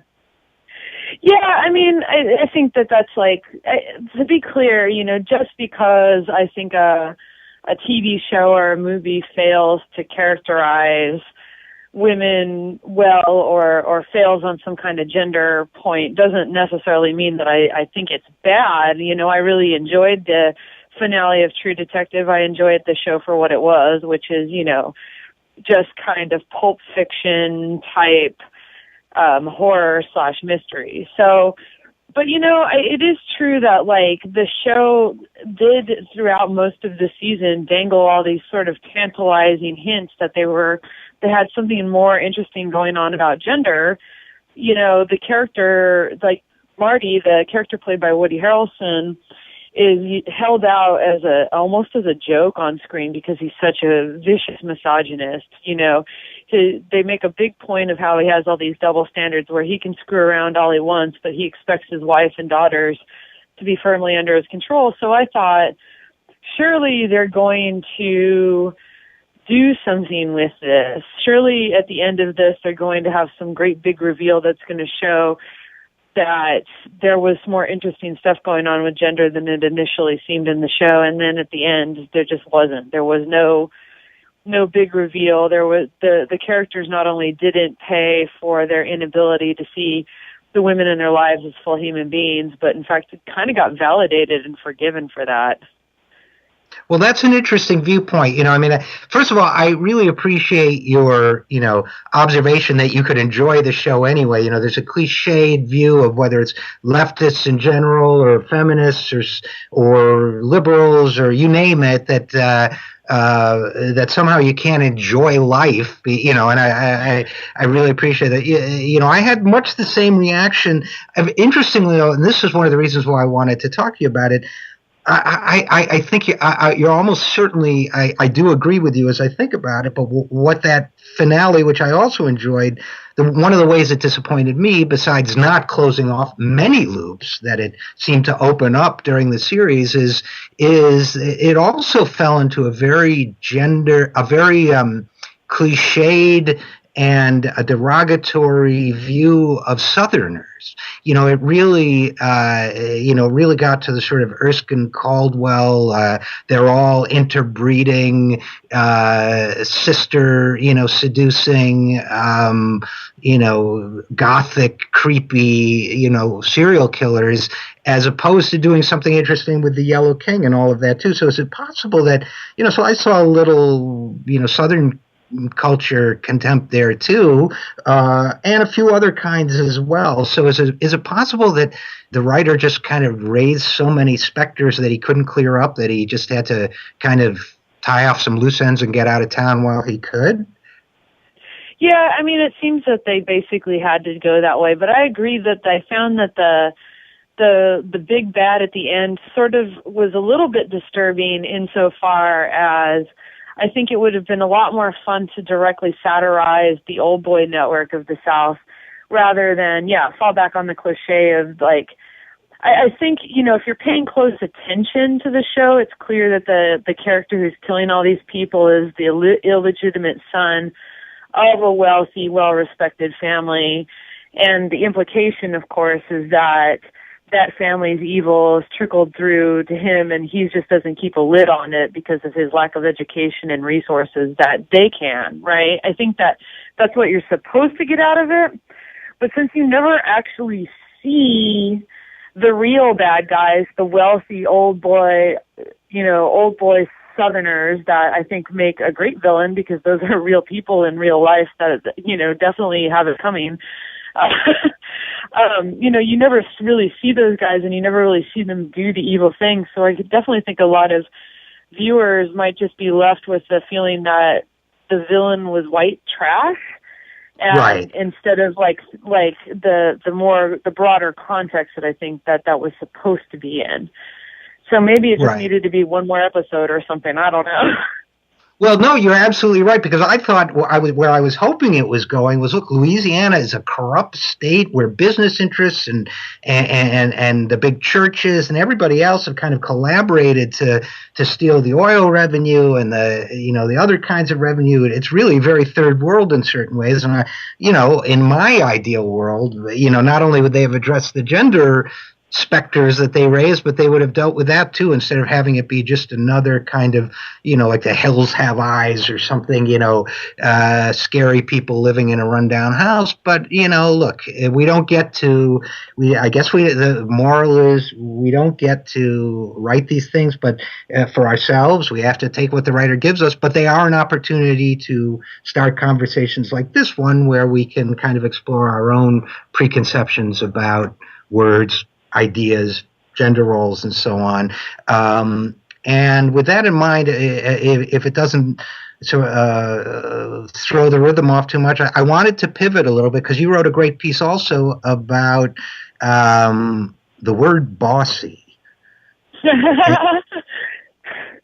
And, it's really, I was really interested when that came up and when I saw that piece, because, for example, when Tina Fey named her autobiography Bossy Pants, I thought that was an act of kind of appropriating the way so many groups have done negative stereotypes for her own usage. So I guess in the back of my mind, I had the idea that bossy was an oppressive word, but I never really thought it through until I read your piece, because I hadn't read Roy Adroso's, which you were reacting from. But could you tell us a little bit about the whole, the word bossy? Yeah, I mean, I hadn't really thought about it that much either, to be fair. And this all kind of came up because Sheryl Sandberg and her Lean In organization has started a new campaign called Ban Bossy. And, I think a lot of people misunderstand the campaign. If you actually, dig into it, you realize that they're not actually saying ban it. That's just their slogan. But really what they want to do is make parents and educators think very carefully. It's focused on little girls. That's the most important thing to remember. They want parents and educators to think very carefully about using the word bossy to kind of police and control little girls' behavior, and really think about why that should be treated as a negative word, like you would, on the playground, like ugly, or some of the other words that kids are not allowed to call each other because it's bullying, And I think when you think of it in that context, it's very, very difficult to not think that Sheryl Sandberg is doing a really good thing here, that this is a conversation I think parents and educators need to have, because it is true that calling a little girl bossy sends the signal to her that asserting herself, making her wishes known, and particularly taking a leadership role is something that she specifically, by being female, is not to do, because bossy is not a word we apply to boys very often. Right. No, it's definitely not. I think the word that's applied to boys is leader, future leaders of America. And, it's a great point. And it also made me think of the campaign some people have been on to ban this creepy thing that guys do of telling women on the street to smile. I find that so creepy, and I never really understood why until that campaign came up, and I talked to some people about it, some women about it, and they said, look, you're appropriating my body for your own affirmation or amusement, or for your own purposes in general, and I have a right not to smile if I don't want to, because it always creeped me out when guys would say that, and I assume you agree with that. Oh, yeah, no, I hate nothing more than a guy, especially since it's often a stranger that tells you to smile, because the implication is that whatever is going on with you in your mind, in your life, needs to cede to this random man you've never met's desire to see you smile. Right. It just creeps me out so completely, and I wish we could talk more about it, but we're running out of time, so we're going to have to leave it there, he said with a smile. Amanda Marcotte, thanks so much for being with us. Thank you for having me. You bet. I'm RJ Eskow. We'll be right back. I'm RJ, and this is The Zero Hour.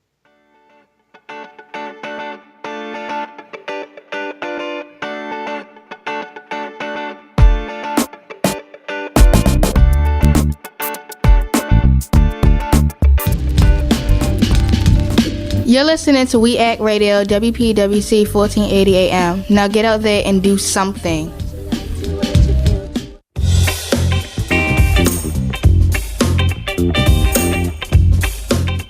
If you're planning to replace your Social Security card simply because you don't have it, you may not need to replace it at all. What's most important is that you remember your Social Security number. Remember during school how you memorized information and answers for tests?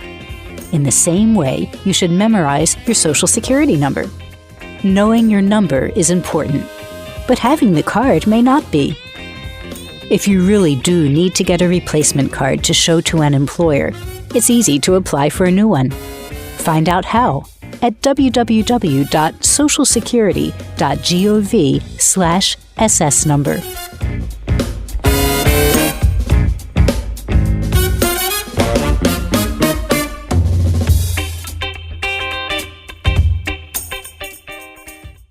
Say you want to go to college. Yay! A Big Ten college. But you don't want to feel like part of the, well, you know. Is there an answer for you? Of course. Indiana University East. Go Red Wolves! Indiana University East. You'll get the quality of a Big Ten education in a small college setting. IU East offers more than 50 fields of study, from accounting to political science, taught by internationally recognized faculty with an average of 18 students per class. So it's not, student number 95A-6273, please report to. It's more like, hey John, welcome to class. Best of all, you'll graduate with one of the most respected degrees anywhere, a degree from IU. Don't wait. Go to iue.edu or call 800-959-EAST to arrange a visit to Indiana University East. IU. Focused on you. Hank Action News is proud to be sponsored by Healthcare for America Now.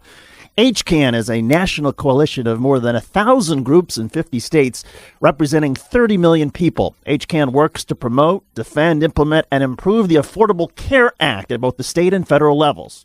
They also try to protect Medicare and Medicaid, increase corporate accountability, and confront forces that seek to take away critical services. HCAN believes in creating jobs, not cutting programs people depend on. HCAN runs comprehensive issue campaigns that mobilize people at the grassroots and define the public debate. HCAN is fighting to protect, implement, and improve the new health care law through national and state-based legislative and regulatory campaigns built on grassroots action, public education, communications, policy analysis, and groundbreaking research. HCAN has become a respected voice and national leader on health care while continuing to focus on aggressive field activity. Support HCAN, Healthcare for America Now. Hello, my name is Jim Gray, and I am a judge of the Superior Court in California and a former federal prosecutor in Los Angeles. I would like to talk to you for a moment about marijuana. Did you know that since the federal government first banned marijuana in 1937, usage in this country has actually gone up by about 4,000%? Or did you know that in the Netherlands, where adults are allowed to possess small amounts of marijuana and buy it from government-regulated businesses, fewer adults and fewer teenagers smoke marijuana than here in our country? Or that an American is arrested on marijuana charges every 38 seconds? If you are wondering if any of this makes sense, you are not alone.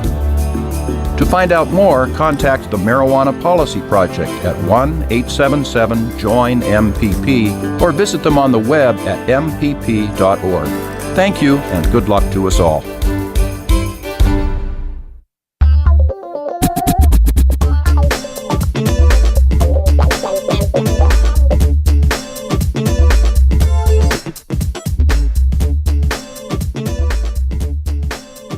I'm Richard Eskow, and we are back on the Zero Hour. And our guest in this segment is Joseph Williams, who wrote a terrific piece as a contributor for The Atlantic. One of the reasons why I wanted to have Joe on, besides the fact that he wrote a terrific and compelling piece for The Atlantic, is a lot of us don't realize when we live a white-collar existence how fragile in today's America that existence is for most of us, how it takes a couple missteps here and there, and pretty soon we're living a very different kind of life. And that roughly was Joe's story. Joe Williams he's currently interim communications director for a nonprofit group on Capitol Hill. But before that, he spent some time, as he will tell us, as a sales associate in a sporting goods store in suburban Maryland. But he had been a writer for Politico, a reporter covering the White House, Obama administration cabinet, and domestic policies. And he'd been with a number of papers before that. Great background. And one series of missteps changed everything for Joe. And he wrote about that recently for The Atlantic. Joseph Williams, thanks for being with us. Thanks for having me. I appreciate it. Oh, you bet. Now, you wrote a great piece where you explained that you said something wrong. You were, I believe, a regular contributor to MSNBC. Is that correct? Yes, that's right.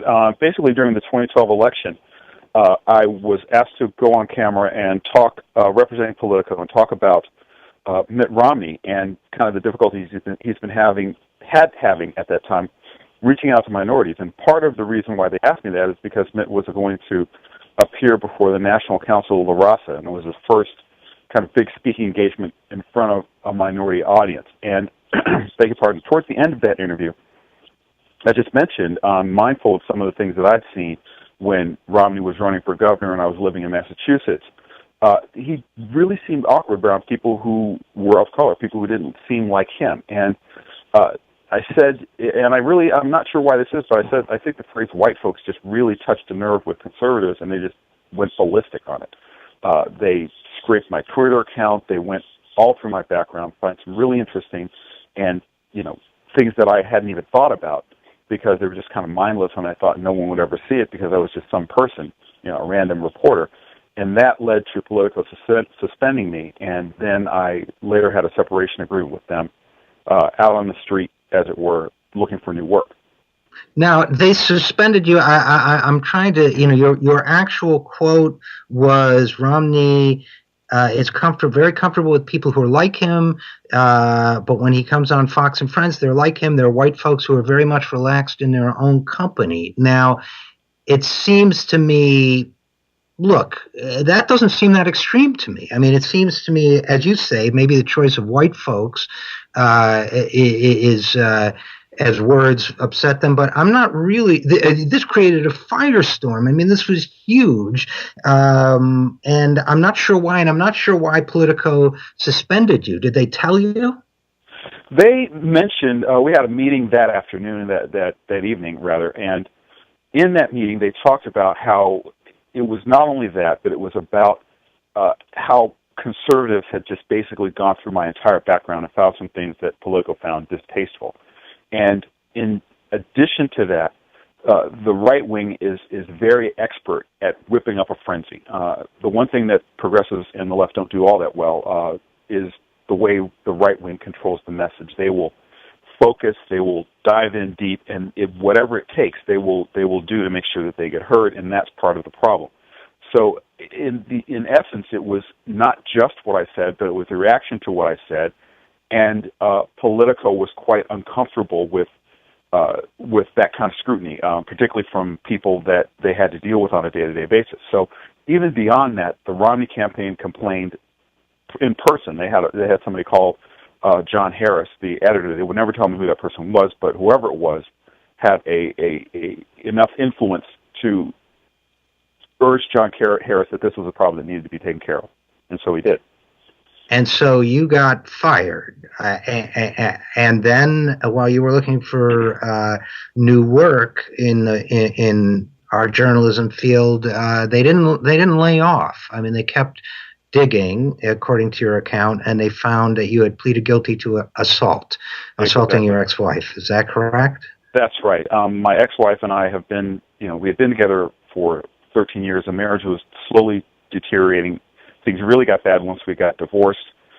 It was something that I'm really not proud of, and something that's been, quite embarrassing for me to admit publicly. But we did have a confrontation that turned physical.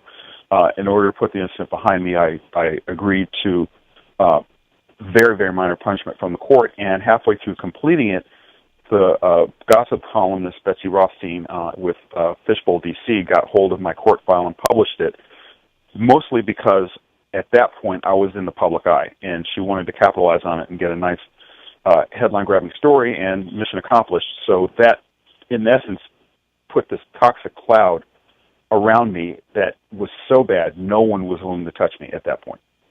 And I think, one of the things that I assumed by your openness in talking about the guilty plea that, you've reflected on that and done whatever work you need to do to address that. So we don't need to go there. But what struck me was more was the fact that in this economy, it's tough to get a job under the best of circumstances. You already had the Romney people going after you. You had the extreme right searching for everything they could. You had this count against you. So you wound up, and this is the next part of the story that I think is really important also for people to understand, that once you wound up working in retail, that's a tough life for anyone. It really is. And we so often don't even think about the people behind the counter, the people stocking the shelves. I certainly didn't. And the last retail experience I had was back in the 80s when I was a kid. And it's very easy to dismiss or overlook some of the things that you're asked or required to do. But I think that it has changed significantly from my last memory of retail experience. I mean, I don't ever remember having to be searched going in and out of work. I mean, we had to make sure that the cash register came to account, but short of that, it wasn't anything involving your personal, your person and being suspected of stealing something, whether you had or not. And this is common. The bag check policy is common. The search policy is common. The fact that you can't sit is common. The fact that you have cameras watching your every move is common. I mean, people are upset about the NSA now. I mean, a retail environment, it's 10 times that bad because they're watching you, and there's really nothing you can do about it if you want to get paid. So it was all part of some indignities that I had to suck up and just do. The hardest factor of it was mental, because I had gone from a position where people paid attention to what I said to a place where I wore a T-shirt as a uniform and I was responsible for fetching things. So it really was a comeuppance and a humbling, humiliating, embarrassing experience to go from one part to another. What's more important, however, is the fact that people go through this every day who don't really have a choice. This is what they do. Right, and I think that one of the things that made your article so compelling was that because you hadn't been in that world, it's like going from an air-conditioned room to the outdoors when there's a heat wave. You feel the heat that much more when it's a transition, and I think you felt it. I mean, you felt that. For example, I've written a lot about the fact that civil liberties are suspended in the workplace nowadays. The kind of physical searches that you were subjected to, or if you had even a white-collar job where the company gives you a cell phone, they track your movements inside and outside the office building and so on. This has all, been tested, it's legal, and people don't walk out because they need the $10 an hour as you needed it. And so I think you made it, for a lot of us, I think you made it concrete and real, those levels of indignity. So what happened then? Just in the minute or so we've got left, you have managed to escape the world of sporting goods retail, and what's going on now? Well, I have, and it was a very important lesson. I thought it was very valuable. I didn't see it at the time, but it changed me, and it changed a lot of my perspective. What's going on now is I'm continuing to write about this. I'm doing some work for the Institute of Policy Studies to examine the new economy and how people have fallen through the cracks, and the fact that we now have a new class that's developing, which is essentially the working middle-class poor. Which is a mishmash of terms that we haven't quite sorted out yet, but there are so many people like me. The one reaction that I had that was almost constant in the reaction that I had to the story, which is pretty big, was the fact that people were saying, yes, it happened to me, yes, it's happened to my cousin, my brother, my uncle, my cousin, my wife. So there's a lot of stories out there need to be told. I'm doing part of that on a blog, which is called middleclassandbroke.blogspot.com. middleclassandbroke.blogspot.com. People can read about some of the things that I've observed in my neighborhood and some of the things I've observed in my transition from white collar to working class. Well, Joe Williams, thanks so much for being with us. Thanks so much for sharing your story so honestly, and keep up the good work. My pleasure. Thanks for having me. You bet. I'm RJ Eskow. We will be right back, and this is The Zero Hour.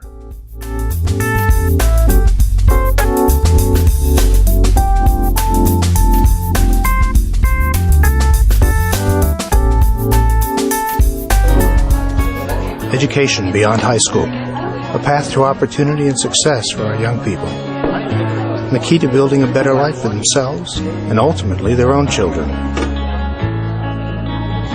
But for many, all this is only a dream, because the challenge of paying for education beyond high school seems to put this opportunity out of reach. But there is an organization that can help. Each year we award $80 billion in grants, low-interest loans, and work-study to students in colleges, trade schools, and professional schools. We are Federal Student Aid, part of the U.S. Department of Education. You can learn more by logging on to federalstudentAid.ed.gov. We may be able to help you realize your dreams, so don't get left behind. After all, the most costly education is the one not begun. Federal Student Aid. Start here, go further. Jeff, I'm home. Hey, Mom. So, what did you do today? I noticed the dishes are still in the sink. I've been busy. Getting your taxes done like we talked about? Oh, I got my friend Dave on that. Hey, he's only charging $20. Not Dave from your high school class who graduated 3 years late. Yeah, he's good with numbers. Won our fantasy football league last year. Jeff, I can't believe you would actually take your... Kidding, Mom. I took all my paperwork over to that preparer just like you recommended. Using a paid tax preparer this year? Visit irs.gov for some do's and don'ts. Like look for a preparer who has a preparer tax ID number and signs your return. Check out their qualifications and review your tax return before you sign it. Oh, Jeff, why do you do this to me? Mom, you're just so easy. irs.gov. It's the best tax tip of all. Hello everyone, I'm Daniel Marins, and I'm here to talk to you about Take Action News with David Schuster. Every week we talk politics, government, and what you can do to take action. David Schuster talks with today's leading political minds. Valerie, so many people will know your name, know your story because of those dastardly actions by the Bush administration to try to discredit your husband, who called them out for their lies that led up to the Iraq War. And in so going after him, they leaked your name. 10 years since the start of the Iraq War. Has your perspective on any of this changed? Do you still carry around any sort of anger or frustration to the Bush administration? How have you been dealing with it all these years? Until the right is able to come to terms with the reality that we were lied into this war and it was not a good idea and it wasn't to liberate the Iraqi people, they will just continue to live in, la-la land and perpetuate the lies that got us into the war in the first place. Tune in from noon to 3 p.m. every Saturday, right here on We Act Radio. When our daughter Ava was 4, we noticed she didn't talk much. A genetic test revealed that she had hearing loss caused by 2 mutated genes. One she inherited from myself, the other from her dad. If it weren't for the amazing people at U of M, we might have never known the true cause of Ava's hearing loss or how to properly treat it. The University of Michigan C.S. Mott Children's Hospital is one of only a handful of hospitals in the world researching genetic hearing loss in addition to treating it. Our breakthrough research and advanced treatments combined with outstanding care help us change children's lives in extraordinary ways. For the leaders and best in pediatric care, call a Mott Patient Advisor at 877-475-MOTT or visit mottchildren.org. She is more talkative now and more social. She loves music now. She's humming to the music, and it's sweet to actually hear her humming. To learn more, call 877-475-MOTT. They not only helped us find answers, they helped Ava find her voice. That's the Michigan difference.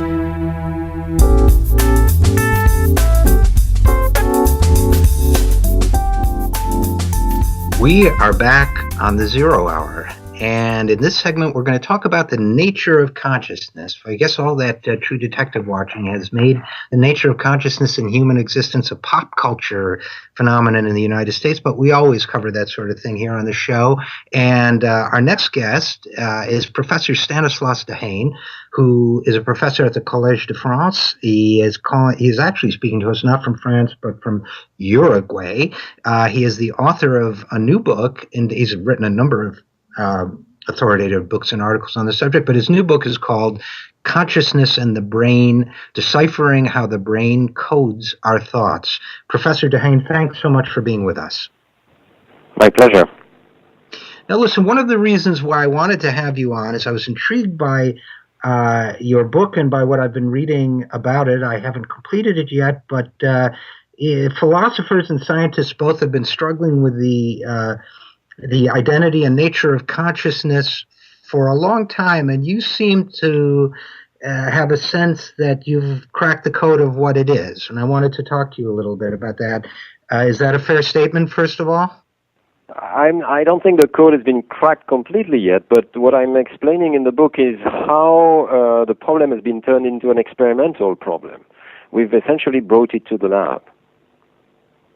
Okay, now how does that work? Because first of all, and before we get into, I think you've been dealing with the brain as a system, and the notion that consciousness might appear in the totality of it. I want to talk about that a little bit. But before we get to that, how does one register consciousness, let's say with brain imaging? I mean, we can see that the brain is responding to certain things, but first of all, what is the definition of consciousness that you use? Because even that is somehow elusive. Right, yeah, I mean, consciousness is a word with a lot of meanings. We're talking here about what I call access to consciousness, which is the fact that, your brain is constantly bombarded with a lot of stimuli, and only a very small number of them make it into your consciousness. So at this very moment, you probably have in front of you a number of texts or images, and they are all registered onto your retina. We can show with brain imaging that they make, they go a long way in the depths of the cortex, but they're not conscious. And one of them, because you attend to it, becomes conscious. So that's a very simple meaning of consciousness, whether we access the information or not, whether we can report it. And it has allowed us to do some pretty nice experiments with the very same picture, because it is presented flashed on a computer screen, can half of the time make it into consciousness, and the very same stimulus half of the time does not make it into consciousness. So people say, I haven't seen anything. There was not any picture. This is called subliminal images. And so you can see that now we have a handle on the phenomenon, because we can sort these two types of trials and ask what difference does it make in the behavior and especially in the brain. So your definition of consciousness, in a sense, is that of which we become aware, that which triggers a retrievable impression. Is that fair? Exactly. And the criterion for that is that you can report it. You can speak about it, or you can report it in your motor gestures, and you can store it in your memory. So there are a number of behavioral criteria that we all use to say that someone was aware of a piece of information. So that's one meaning of consciousness. Now, of course, there is a second one, which is so-called intransitive consciousness, which is the meaning of vigilance. When you wake up in the morning, you regain consciousness, and you lose it when you fall asleep or when you're anesthetized. So we're trying to make progress on both meanings, and it turns out that both are related because they point to the same sort of brain network.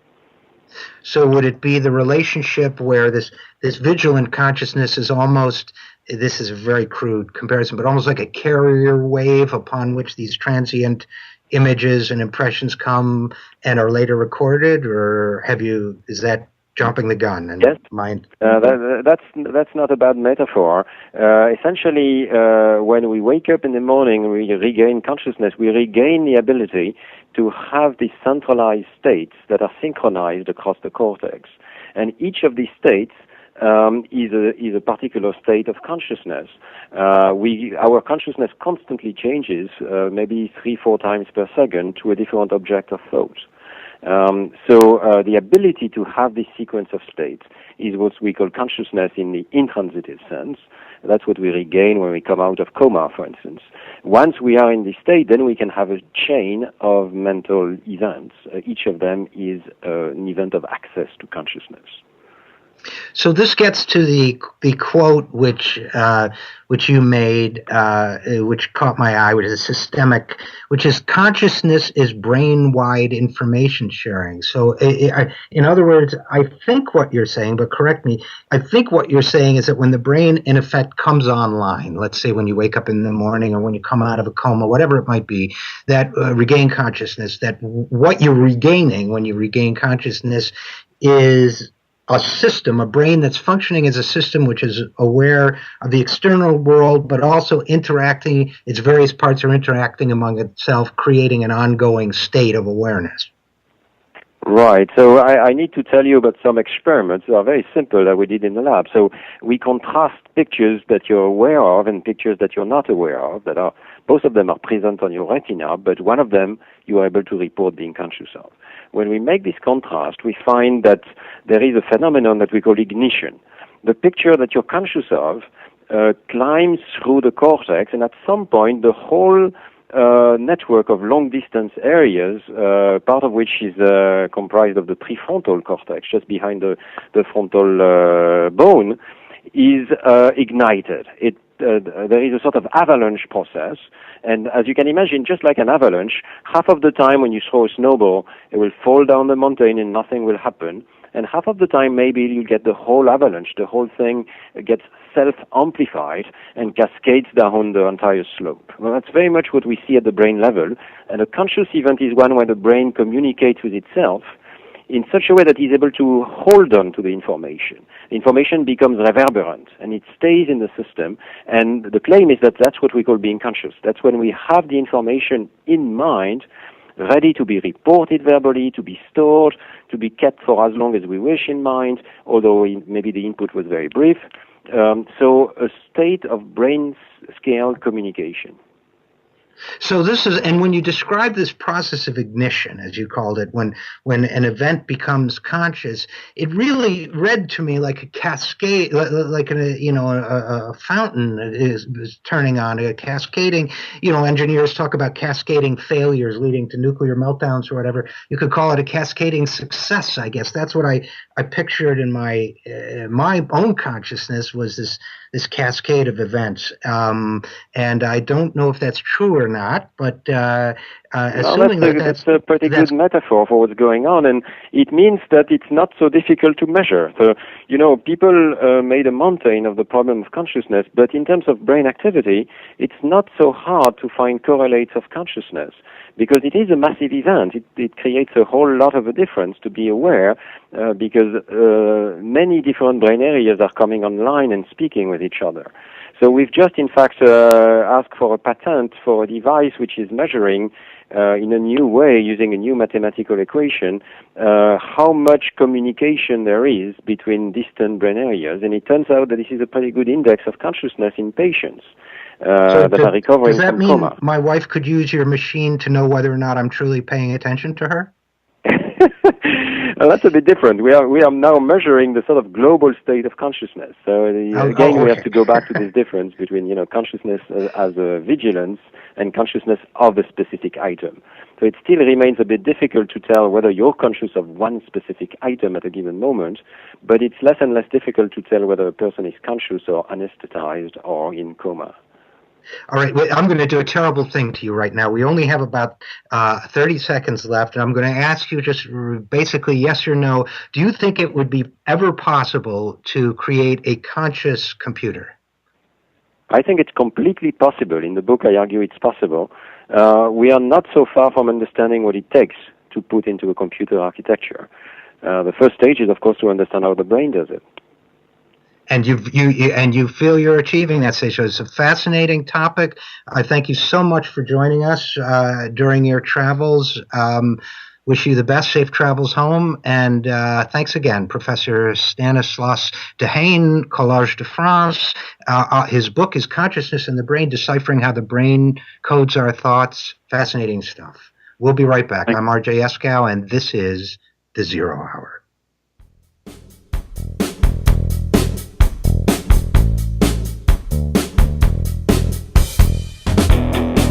Hey there, Matthew Filipovich here, host of the creatively titled Matthew Filipovich Show, which, by the way, you can hear every single Saturday from 8 a.m. to 10 a.m. right here on 1480 a.m. We Act Radio. Now, I'm going to be honest with you people, I'm not the smartest guy in the world, but I like talking to smart people who are smarter than me, some of the smartest, funniest, most badass progressives out there. People like Glenn Greenwald, Naomi Klein, Cenk Uygur of the Young Turks, Jamie Kilstein, Allison Kilkenny, Alan Grayson, Jeremy Scahill, Jim Hightower, and more. That's right, I said more. Don't believe me? Well, tune into the Matthew Filipovich Show every single Saturday from 8 a.m. to 10 a.m. for some of the best in liberal talk, news, comedy, and interviews right here on 1480 AM We Act Radio.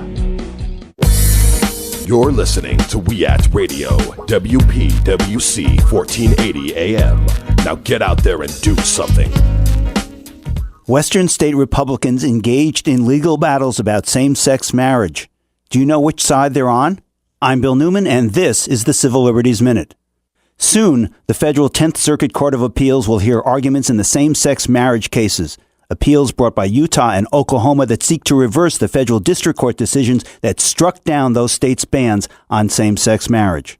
In those cases, conservative Republican lawmakers, including former Wyoming Senator Alan Simpson and former Kansas Senator Nancy Kassenbaum, have signed on to an amicus curiae, a friend of the court brief. That brief urges the court to, as the federal district courts did, strike down the gay marriage bans that they say contravenes the constitutional guarantees of equal protection and liberty. Ideologically, this position perhaps is not all that surprising, for Western state Republicans espouse liberty and freedom and personal choice and decry government interference in our lives. And politically, this position is not an outlier either. Nationwide, 40% of Republicans say that same-sex marriage should be legal, an increase from 33% last May and 24% in September 2012. Homophobes may significantly still control much of the Republican Party, but as this amicus brief shows, they no longer speak for a lot of it. And that's a victory for people of all political stripes and persuasions. The Civil Liberties Minute is made possible by the ACLU because freedom can't protect itself. Packers. Vikings. We come from different places. Uptown. Downtown. We come to different conclusions. Half empty. Half full. But when we live united, we make a real difference in the building blocks of life. Children succeed in school, families gain financial stability, the health of our neighbors improves, and suddenly so do our communities. Real change won't happen without you. Live united. So give, advocate, volunteer, live united. Sign up today at liveunited.org. Brought to you by United Way and the Ad Council. You're listening to WIN, Workers Independent News, a production of Diversified Media Enterprises. I'm Doug Cunningham. Workers' class action lawsuits in 3 states accuse McDonald's of systemic wage theft. The suits in California, New York, and Michigan say McDonald's forced workers to work off the clock, shaved hours off their time cards, and failed to pay required overtime wages, among other practices. The lawsuits demand that McDonald's pay back the lost wages and stop the wage theft. Catherine Ruckelshaus is general counsel at the National Employment Law Project. The allegations in these lawsuits suggest that McDonald's is perpetrating systemic policies that steal wages from its employees. The lawsuits describe unpaid work in all of its guises, requiring off-the-clock time at the beginning and end of a shift, improper deductions for expenses from the workers' already low wages, and a simple failure to pay for all hours worked. These violations, even for the low-wage jobs, add up quickly to the millions of dollars. A 2010 study by the National Employment Law Project estimated that the average low-wage worker loses 15% of his or her annual income to wage theft. The anti-union National Right to Work Foundation is suing both VW and the United Auto Workers Union in federal court over the recent union election at VW's Chattanooga, Tennessee plant. The suit wants to block what it calls further collusion between the union and VW. UAW President Bob King says the suit is baseless. He says when the UAW negotiated its election agreement with VW, the union was representing a majority of VW workers who had signed lawful authorization cards. cards. VW was neutral in the union election, not colluding with the UAW. The UAW has appealed to the National Labor Relations Board to overturn the election results based on what the union contends is unlawful interference in the election from outside groups and politicians. Forward Together Moral Monday's leader, Reverend William Barber II, met with labor and civil rights leaders and activists Thursday in Wisconsin. He says the mobilization and moral alliance between the civil rights movement and labor has a long history, dating back at least to Dr. King's March on Washington for Jobs and Justice. As president of the North Carolina NAACP, Reverend Barber is leading a movement against the extreme right-wing agenda of North Carolina's state legislature and governor. The movement is growing, and there have been hundreds of civil disobedience arrests at the Forward Together Moral Monday rallies. We've seen an intensification because of the extremist attacks by our legislature and current governor, where they've chosen to attack the sick, to attack the unemployed, to attack living wages, to attack education, to attack fair tax policies, and to attack voting rights. There is an inseparable connection between voting rights, equal protection under the law, and labor rights. There's always been an inseparable connection between our deepest moral values and how we treat the poor, how we treat workers. President Obama is directing the U.S. Labor Department to act to expand overtime pay to millions of workers who are exempt from overtime rules because they earn salaries of more than $455 a week. Obama wants a new rule raising that salary threshold. You've been listening to WIN, Workers Independent News. For more information, visit laborradio.org. This is the Media Matters Minute. I'm Hillary Tone. Right-wing media outlets were quick to attack President Obama's new plan to alter Labor Department pay requirements to expand the number of salaried workers who qualify for overtime. On Fox & Friends, host Elizabeth Hasselbeck warned that it would undercut work ethics. Yeah, that has economists concerned, right? I mean, they're worried that it's more expensive to hire people if you follow this formula. They're worried that, doing the numbers alone, that it also sort of undercuts work ethic here, that if you want to sort of make an impression on your employer, go the extra mile, that they will now, bosses, just based on numbers, will have to say, no, you can't work a little harder to get ahead because I can't afford that. These reflexive attacks highlight conservative media's tendency to denounce proposals designed to benefit workers by romanticizing economic hardship. Outlets like Fox News have previously commended the uniquely American desire to work more, work harder, and take on 2 and 3 jobs to make ends meet as something that is being undermined by policies that offer workers more flexibility. For more on this and other stories, please visit MediaMatters.org.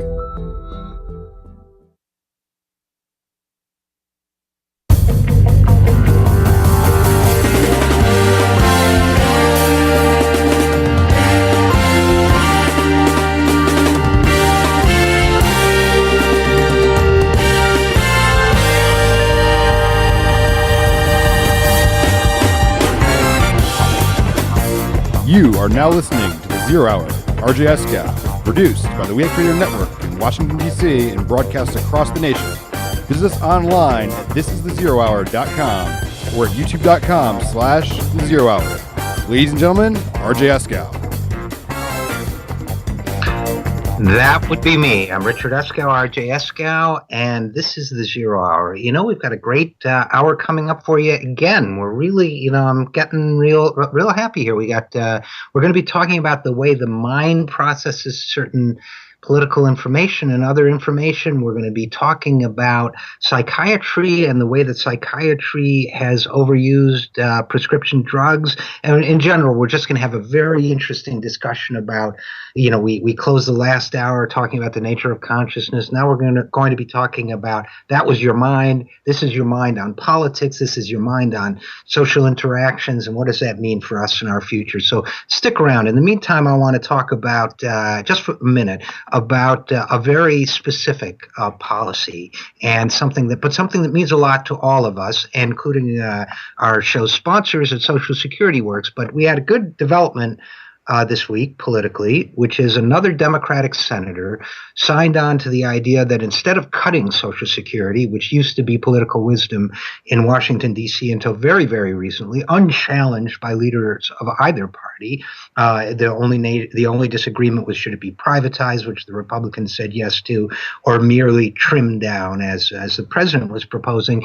But now the conversation is shifting to expanding Social Security, which I think is just terrific. And the latest sign-on to to that is Senator Jeff Merkley of Oregon, who's been a great progressive on banking issues, a great fighter for populist causes there. And now this is what Senator Merkley says about Social Security. He says, and I quote, "Too many Americans are concerned that they will never be able to afford to retire. Through Social Security, we can and should put a comfortable retirement within reach of more hardworking Americans." Because let's face it, even at current levels, and this is me talking now, not Senator Merkley, even at current levels, Social Security payments are very, very modest, very tough to live on. And as Senator Merkley says, traditional pensions are eroding. In fact, what he said, let's go back to him. With traditional pensions available to fewer people and ordinary families facing risks and difficulties in saving through 401ks and IRAs, the landscape of retirement is changing and we must act. It's time to give seniors a modest raise and change cost of living adjustments to reflect the real costs seniors face. And by changing cost of living adjustments, what he means is that seniors depend more on items like healthcare and transportation, whose costs are rising faster than overall inflation. So if anything, the cost of living adjustment, which would have been cut under the change CPI, should actually be accelerated. It should be bigger than it is for the overall inflation index because seniors do rely on those things. So it's wonderful that Senator Merkley has signed on to this growing movement. We've been a big supporter of it ourselves. There are some things that Americans need to know about this. Number one, expanding Social Security benefits, that can be paid for. That's not a wild-eyed, unfunded idea. It can be paid for. It's practical. It can be done. Here's how. First of all, lifting the payroll tax cap, which currently limits, Social Security is funded by payroll taxes. Those only apply to currently, I think it's the first $117,000 of income. So billionaires only pay 0.01% of their income is subject to this tax. So number one, let's lift that tax. And, that's fair because one of the reasons why Social Security and Americans are both struggling is because of the massive wealth transfer up to the very, very top 0.01% high earners. So Social Security is in pretty sound financial shape, be in great financial shape, and well able to afford its increases if billionaires and millionaires pay their fair share. That's a way to do that. Lift the payroll tax cap. You need more revenue. While financial transaction tax applied to Social Security might be fair. After all, it was Wall Street gambling that crashed the economy, put so many Americans out of work, and as a result, they'll have less in Social Security revenue. So I'd be all for that. What's more, a survey by the National Academy of Social Insurance shows people are perfectly willing to pay a little bit more in Social Security tax, so they can kick in too. So let's be clear. Raising Social Security, expanding Social Security is an idea whose time has come. We need to do that, number one. Number two, the public wants it. And once we start making the case, even more of the public will want it. It's already a popular idea. It will become even more so with the passage of time. Number three, politicians are getting on board because they know it's the right thing to do and because it makes good political sense. Number four, the public has to demand it because of the D.C. consensus. The Washington, D.C. political consensus is so bound into millionaires and billionaires' contributions, corporate contributions. They're all against this kind of thing. So the public has to put pressure on more people to join senators like Jeff Merkley, Elizabeth Warren, Tom Harkin, Mark Begich, and Bernie Sanders in fighting for it. And I know I've left one out, and I'm going to feel real bad about it, in which case I'll add them after the break. But this is an idea whose time has come. It's up to all of us to let our senators and representatives know we want an expansion to Social Security. I believe that with all my heart. Social Security binds the generations together. It's time to make it work for everyone. We're going to do that. We'll be right back after this break. I'm RJ Eskow, and this is The Zero Hour.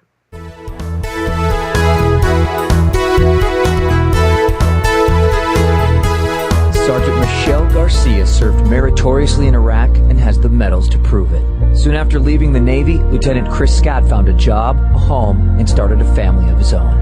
Corpsman Richard Stokely took the skills he learned in Vietnam and put them to good use as a paramedic. But soon after leaving the military, each of these veterans fell on hard times and faced homelessness. Even after Michelle lost all her savings, even after Chris wasn't able to pay his mortgage, And even after Richard battled alcoholism for years, they each reached out for help when they needed it most. A simple phone call put them in touch with a trained professional from the Department of Veterans Affairs. That call got Michelle a place to stay until she could afford one of her own, put Chris in touch with employment assistance, and found Richard a substance abuse program. These veterans are success stories not only for how they were able to help others while serving their country, but for how they were able to let others help them. If you know of or are a veteran in need, make the call. When you go on a road trip, you're careful. You follow the signs to arrive at the right place. It's the same online. Read the internet signs along the way, or you may be led astray. For example, look for the .gov at the end of the web address.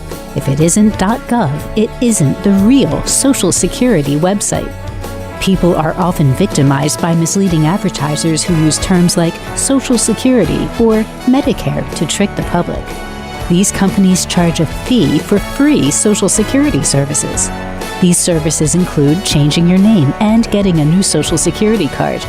There's no need to pay for services Social Security offers for free. Go to www.socialsecurity.gov. And remember, if it isn't .gov, it isn't Social Security.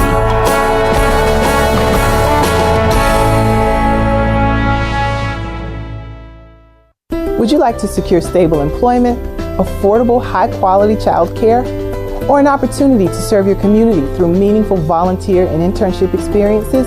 If so, UPO is the place for you. Hello, I'm Andrea Thomas, Vice President of Administration and Chief of Staff for UPO. As the Community Action Agency for Washington, D.C., UPO has proudly served the residents of Washington for the past 50 years.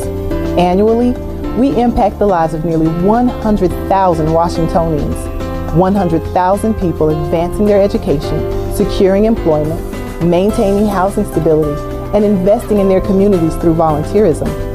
Our vision is a Washington of thriving communities and self-sufficient residents. To learn more about our services and how you can partner with us or donate, visit us at www.upo.org. UPO, where we are uniting people with opportunities. Take Action News is proud to be sponsored by Healthcare for America Now. HCAN is a national coalition of more than 1,000 groups in 50 states, representing 30 million people. HCAN works to promote, defend, implement, and improve the Affordable Care Act at both the state and federal levels. They also try to protect Medicare and Medicaid, increase corporate accountability, and confront forces that seek to take away critical services. HCAN believes in creating jobs, not cutting programs people depend on. HCAN runs comprehensive issue campaigns that mobilize people at the grassroots and define the public debate. HCAN is fighting to protect, implement, and improve the new health care law through national and state-based legislative and regulatory campaigns built on grassroots action, public education, communications, policy analysis, and groundbreaking research. HCAN has become a respected voice and national leader on health care while continuing to focus on aggressive field activity. Support HCAN, Healthcare for America Now.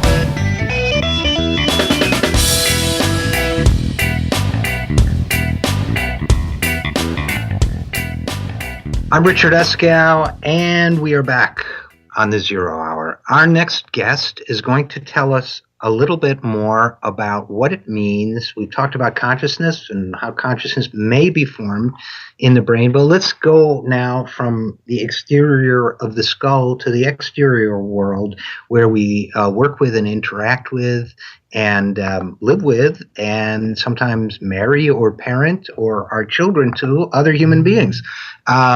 Professor Nicholas Epley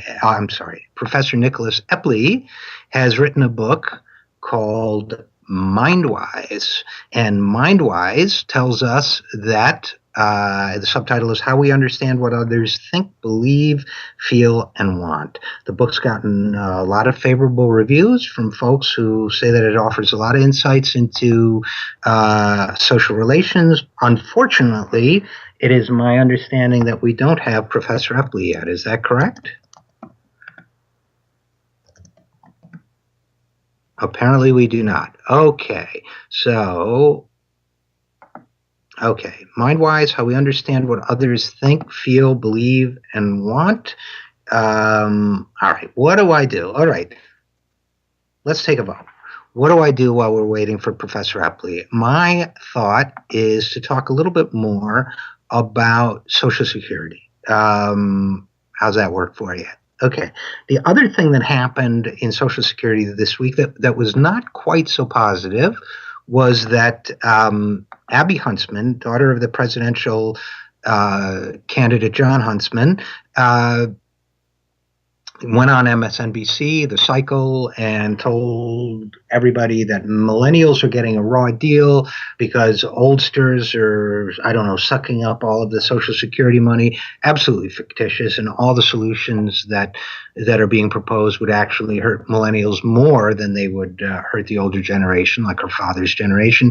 But she went on and said that this is a terrible deal, and to prove it, she argued that the life expectancy when Social Security was created was 62, and now it's much higher than that. So this is, in fact, the oldest and tiredest misrepresentation of Social Security out there. Yes, life expectancy has increased from 62 to above 65 and well beyond since then, but it's not because people of working age who are eligible for Social Security are aging beyond 65. It's because of infant mortality. This is a known fact. Abby Huntsman goes on and presents herself as a millennial, but word for word, everything she said could have been said by 82-year-old Alan Simpson, who is essentially a paid pitchman for cutting Social Security. The fact is, we know these things. There are actuarial tables, there are economic studies. This is all known. Here's what the deal is.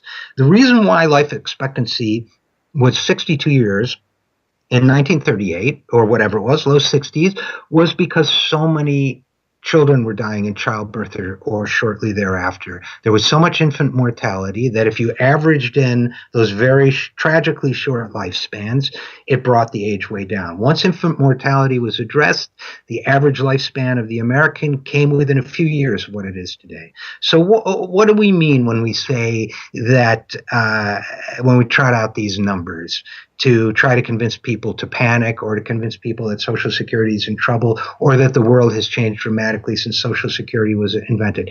I'll tell you what it means. It means one of two things, and one of two things only. It either means that the person making that argument is extraordinarily ignorant on this topic, literally doesn't know the first thing, because the first thing you learn when you look at life expectancy tables is, what about infant mortality? So either the person is ignorant on this subject, or they're lying and trying to deceive you. Again, it's like with the Cato Institute guy talking about the infrastructure and the Harlem gas explosion. People sometimes say to me, don't you think political discourse has gotten harsh and abrasive and difficult and all those things? My answer is yes, it has. Don't you regret that? People say to me. Don't you find it unpleasant? Yes, I do regret it. Yes, I do find it unpleasant. But what do you do when Abby Huntsman goes on television and says something that's so easily disproved?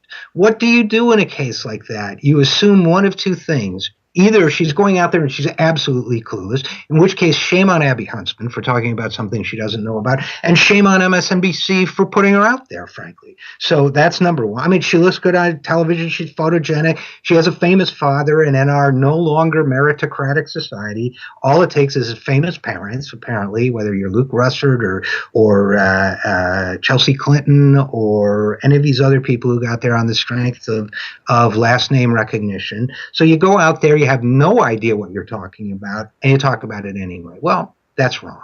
Or you're a right-wing ideologue.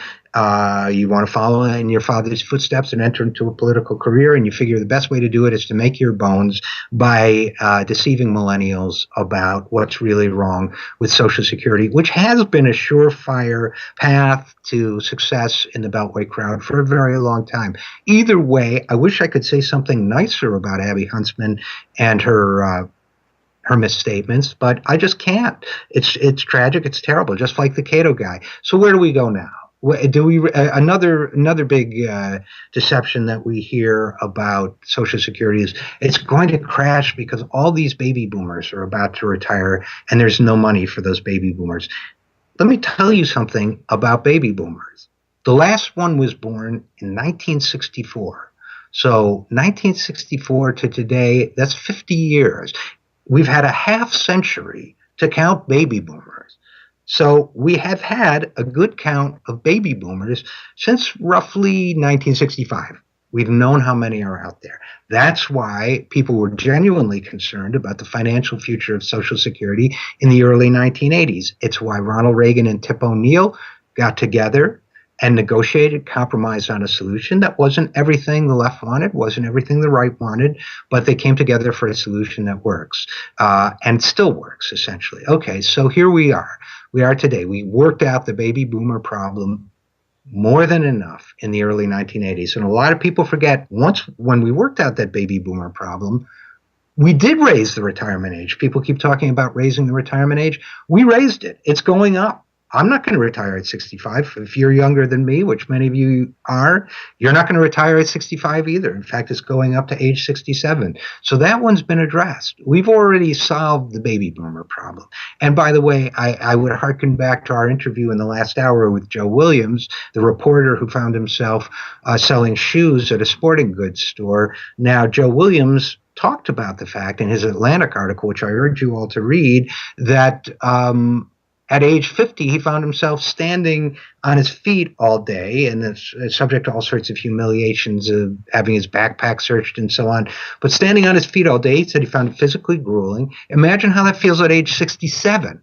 Imagine if Joe Williams didn't have his advanced degrees and his media experience, wasn't able to get out of that and fortunately get work as a writer again. He would be going back to that sporting goods store day after day after day as he became 55 and 60 and 65 and 67. Is Joe Williams really the problem with Social Security? I don't think so. In fact, I know otherwise. So let's do this.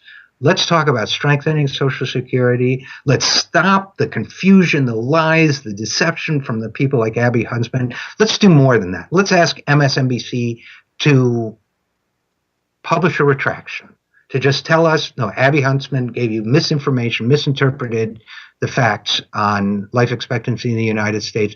Then let's get serious about rebuilding the social safety net for America's seniors, Americans, disabled people, and the rest of us. Why don't we do that, okay? In the meantime, we're going to take a break. We'll be right back after this. I'm Richard Eskow, and this is The Zero Hour.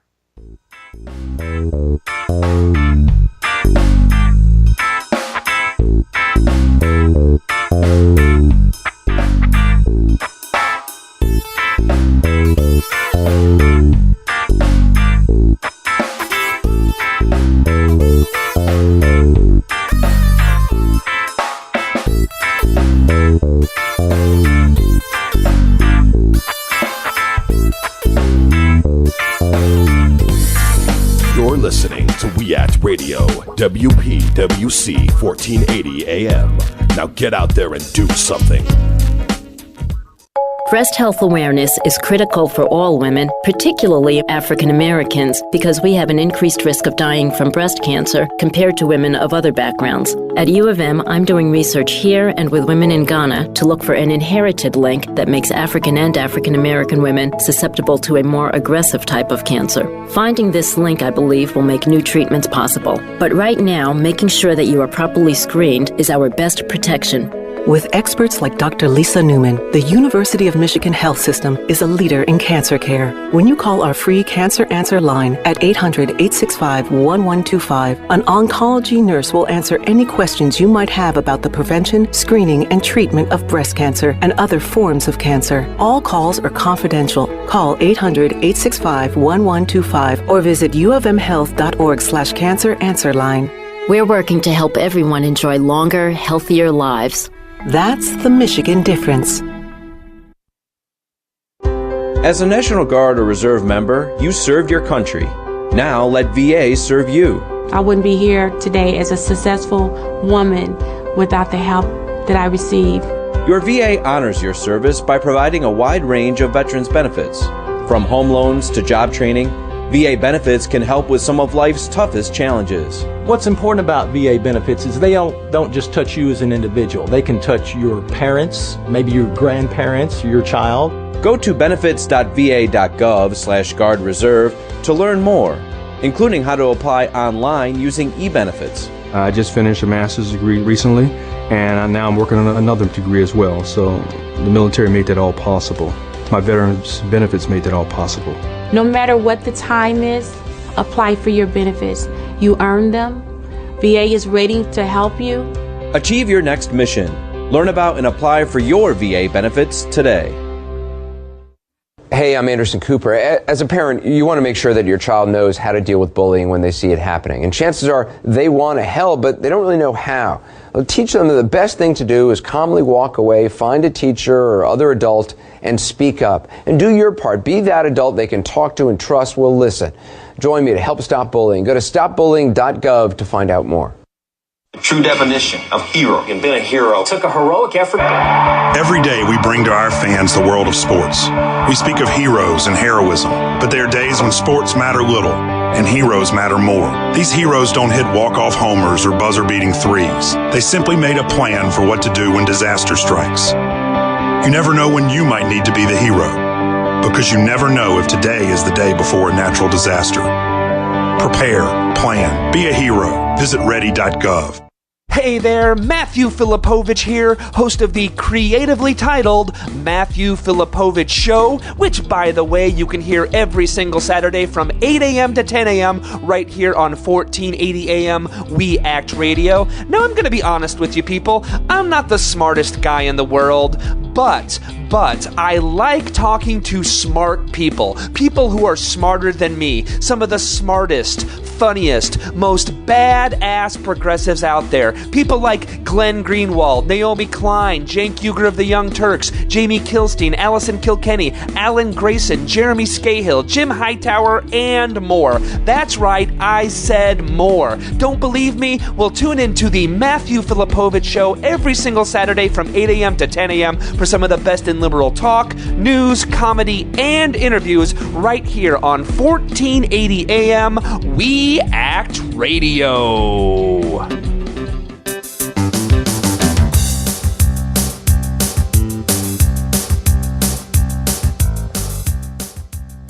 I am RJ Eskow, and we are back on the 0 Hour. And I'll tell you, I've been trying to figure out which is on my mind more, Wall Street or the Los Angeles Dodgers. And I think I'm going to go with the Dodgers, and here's why.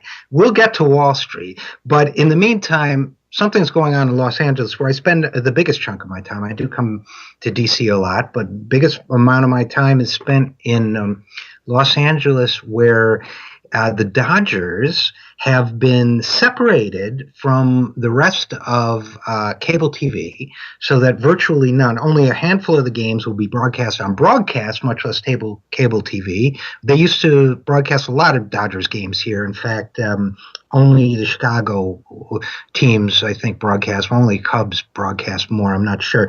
But anyway, we used to get our free Dodgers, and now they're not only being taken off the air, it's going to become a separate package called something like Sportsnet LA. And Sportsnet LA is just the Dodgers. If you go to the website, they say their programming will include Dodgers games, or Dodgers dugout profiles, Dodgers profiles, background history, Dodgers statistics, review of Dodgers. It's all Dodgers all the time. Why? Because they're charging so much money for cable access. There are some statistics about cable TV you need to know. One is that the average cable bill has gone up from, I think, in the 20s a few years ago, 10 or 15 years ago, to $86 average cable bill now. One marketing company thinks it could go as high as $200 by 2020. So cable's getting unaffordable for a lot of families. It really costs a lot of money to get cable. A lot of that is the composite cost of the individual channels. History Channel costs your carrier and therefore you about 22 cents. ESPN costs more than $5. Now, you're more than $5 if you live in LA isn't even going to get you the Dodgers. So you're going to have to go out and ask your cable carrier to carry ESPN if you're a sports fan, and Sportsnet LA. How much will that cost? Some people think that alone could cost as much as $5. Why am I ranting about a Los Angeles team on a Washington program? Here's why. because deregulation is allowing the cable carriers to do pretty much anything they want, because unrestrained corporate greed is causing corporations to hose us every way we can, and because Sportsnet LA, or its local version of it, is coming to a town near you very shortly. You know, they're going to unbundle everything they can and charge for it separately. There are only two forces that counteract that. One is the market force of people just saying, no, we refuse. And I think that will happen more and more, which is the kind of passive boycott that says, I can't afford it, I don't think it's worth it. The other is a return to a United States of America that allows reasonable regulation of carriers. I'd rather see my cable TV money go to a decent wage for the communication workers that are employed there. Too many of them are independent contractors who don't even work for the cable company, have lousy benefits and pay, and therefore aren't connected with doing a good job. And number two, make sure that regulation gives me cable TV worth watching. So think about that while we go to break. I'm RJ Eskow, and this is The Zero Hour.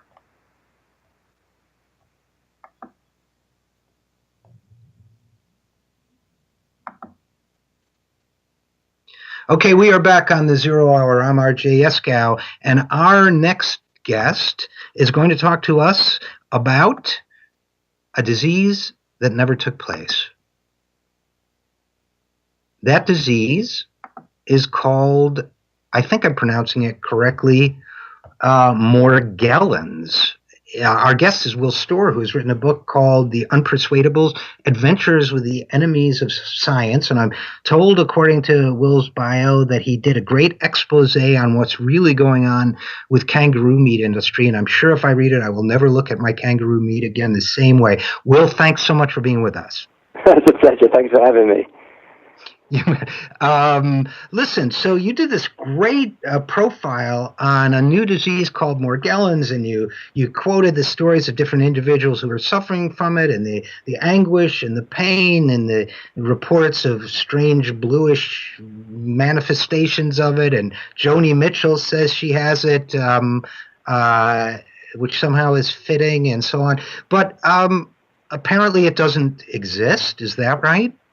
Well, this is the weird thing about it. There are like thousands of people around the world who claim that they're finding these like weird fibers in their skin, but when they send these fibers off to laboratories, it's just coming back as this like bits of carpet and bits of bits of lint from jeans and clothes and whatnot.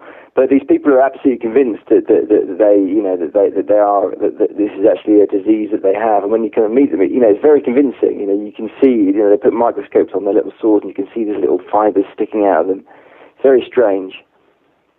Well, it's really strange. And first of all, I guess my first question is, okay, the fibers are nothing. But is it at all possible that it's a real disease, and they're just mistaking the fibers for part of the disease, or they're allergic to the fibers or something? Is there any explanation that might give some scientific validity to this?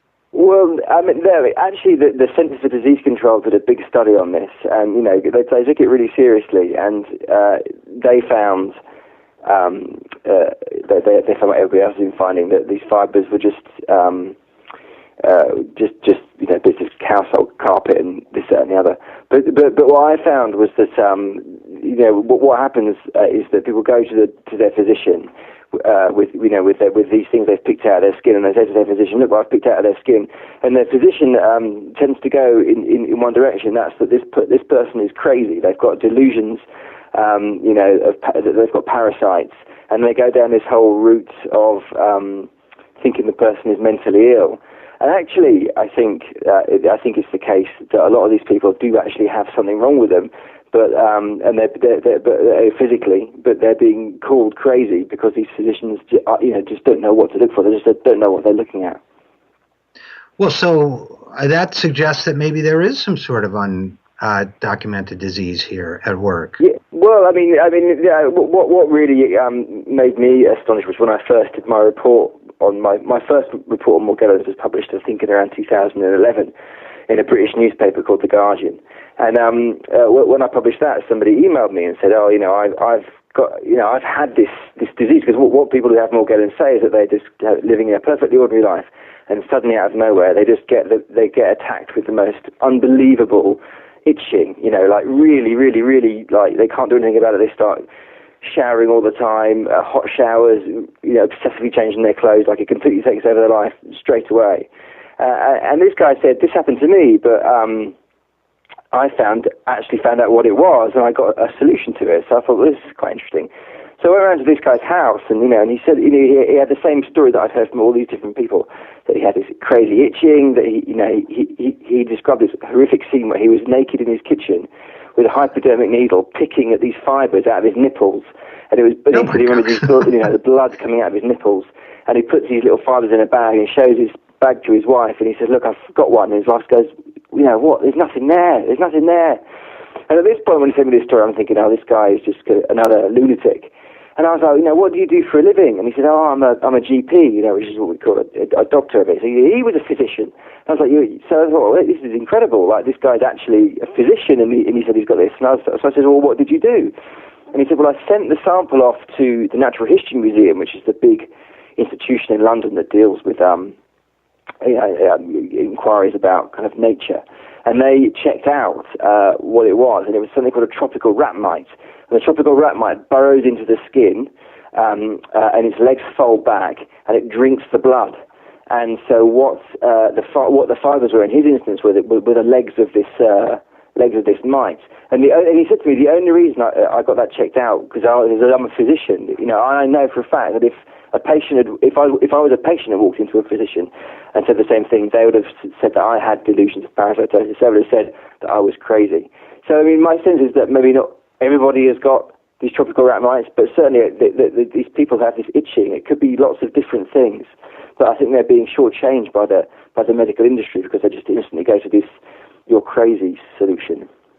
So I listen to this, and I think that, we're dealing with two sort of community or social forces at work here. One is a medical industry, which in many areas this has proven to be the case. If they can't solve a problem, they dismiss the patient as unstable or it's a psychosomatic problem. There's a catch-all because they never say, well, we can't figure it out. So you have that one problem of the medical community banding together almost to ostracize people who suffer from this complaint. But on the other hand, it seems your own resolution to this, had a sense of ambiguity to it.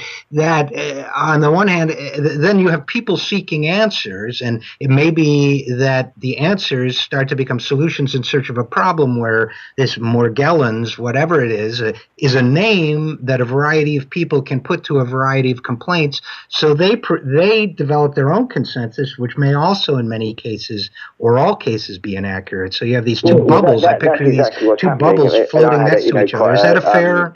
Sobering experience when this first article was published, because I think a lot of journalists who reported them before me, they just interviewed the doctors, and the doctors said these people were crazy. And so that's what they printed. These people are crazy. Whereas I printed this thing saying, these people aren't necessarily crazy. They might have, they might actually have something wrong with them. It's just not Morgellons. And I thought the Morgellons people would be grateful. Finally, a journalist is printing that we're not crazy. But they were furious. They were so angry. They were so absolutely betrayed by me. And the reason is because they're so fixated now that this is some kind of crazy conspiracy. Some of them believe it's some sort of scientific government experiment gone wildly out of wrong, gone really badly on nanotechnology, tiny microscopic robots. Others believe it's like an alien disease. They've got these really wacky explanations, and they're so they've now gone so far down this path that this is something crazy and alien, that if you say, well, it could just be a tropical rat mite, they're just like, no, man, no, they won't have it. To the extent where I was getting emails, threatening emails through, and it was quite extraordinary. Well, it's fascinating because I think that people look for narratives to explain the unclosed loops or unanswered questions in their lives, and they become very attached to those narratives and very angry when they're challenged, even by a potential solution to the problem, don't they? Well, this is it, and this is what my whole book, The Unpersuadables, is about. The Morgellons thing is just a chapter of the book, and the book is absolutely about that. It's about the stories that we tell about the world that we become, really emotionally attached to, and when somebody comes up with, evidence that story we tell about the world isn't completely true, we react really emotionally and, really sometimes aggressively against that. And it's these stories that we tell about the world that really contribute to a lot of irrationality, that contribute to a lot of kind of self-delusion, not just in the people with Morgellons, but with all of us. Well, I hope you'll come back and talk to us a little bit more about the rest of your book, because it sounds fascinating, and we really enjoyed this discussion of Morgellons as well. I'd love to talk to you about autism, for example, but we'll talk about that, I hope, at a future date. Thank you so much for being with us. No, thank you very much. That was Will Storr, who is author of The Unpersuadables, Adventures with the Enemies of Science. Fascinating topic. We will be right back after this. I am Richard Eskow, and this is The Zero Hour.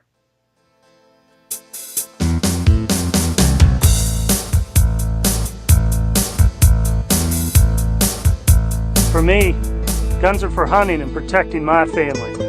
I believe in the Second Amendment, and I'll fight to protect it. But with rights come responsibilities. That's why I support comprehensive background checks, so criminals and the dangerously mentally ill can't buy guns. That protects my rights and my family. Tell Congress, don't protect criminals. Vote to protect gun rights and our families with comprehensive background checks. Demand action now. Hello, everybody. I'm David Schuster, your host of Take Action News. On our show, we talk government, politics, and what you can do to have an impact. We're nonpartisan, report like hell, and let the chips fall where they may. We feature segments like social media, activists of the week, and the latest news affecting our communities. So join us every Saturday and make a difference. Yes, you and I, we can do this. That's Take Action News on the air, online, and at your podcast convenience on iTunes each week on the We Act Radio Network. Say you want to go to college. Yay! A Big Ten college. But you don't want to feel like part of the, well, you know. Is there an answer for you? Of course. Indiana University East. Go Red Wolves! Indiana University East. You'll get the quality of a Big Ten education in a small college setting. IU East offers more than 50 fields of study, from accounting to political science, taught by internationally recognized faculty with an average of 18 students per class. So it's not, student number 95A-6273, please report to. It's more like, hey, John, welcome to class. Best of all, you'll graduate with one of the most respected degrees anywhere, a degree from IU. Don't wait. Go to iue.edu. or call 800-959-EAST to arrange a visit to Indiana University East. IU. Focused on you. We Act Radio is a very proud partner of the Start at Westminster, a harm reduction, prevention, and awareness initiative sponsored by the Westminster Presbyterian Church right here in D.C. START stands for Syringe, Treatment, Advocacy, Resources, Training. These are the core elements of the harm reduction philosophy at START. The goal of this program is to reduce transmissions of HIV, hepatitis, and other bloodborne infectious diseases by empowering those at risk of infection with the tools, resources, and referrals they need to take charge of their health. Over the past year, the Start at Westminster tested over 1,600 people, and they're averaging about 150 tests each month. And of course, with the proper funding, that number could go even higher. For more information on this terrific program, go to www.startatwestminster.org. or visit the Westminster Presbyterian Church, 400 I Street Southwest, right here in Washington, D.C. 100% success rate in modifying re-consultation at 10%. Does this sound familiar? If you're in need of assistance with your mortgage, be careful where you turn for help. Loan modification scammers will offer deals too good to be true. Learn the signs so your life won't be turned upside down. Know it, avoid it, report it. For more information or to report a scam, call 1-888-9950 or visit hud.gov/preventloanscams. Our children are exposed to violence every day, in their neighborhoods, in their schools, even in their own homes. Exposure to violence can have a devastating and lifelong impact. Through community action and leadership at the national level, we're identifying the children who need our help. I'm Attorney General Eric Holder, and I'm asking those of you who have a role in a child's life to take action. Through your attention and early intervention, we can help children in need to heal, to thrive. Together, we can change their lives and their futures. Join the Justice Department in defending childhood.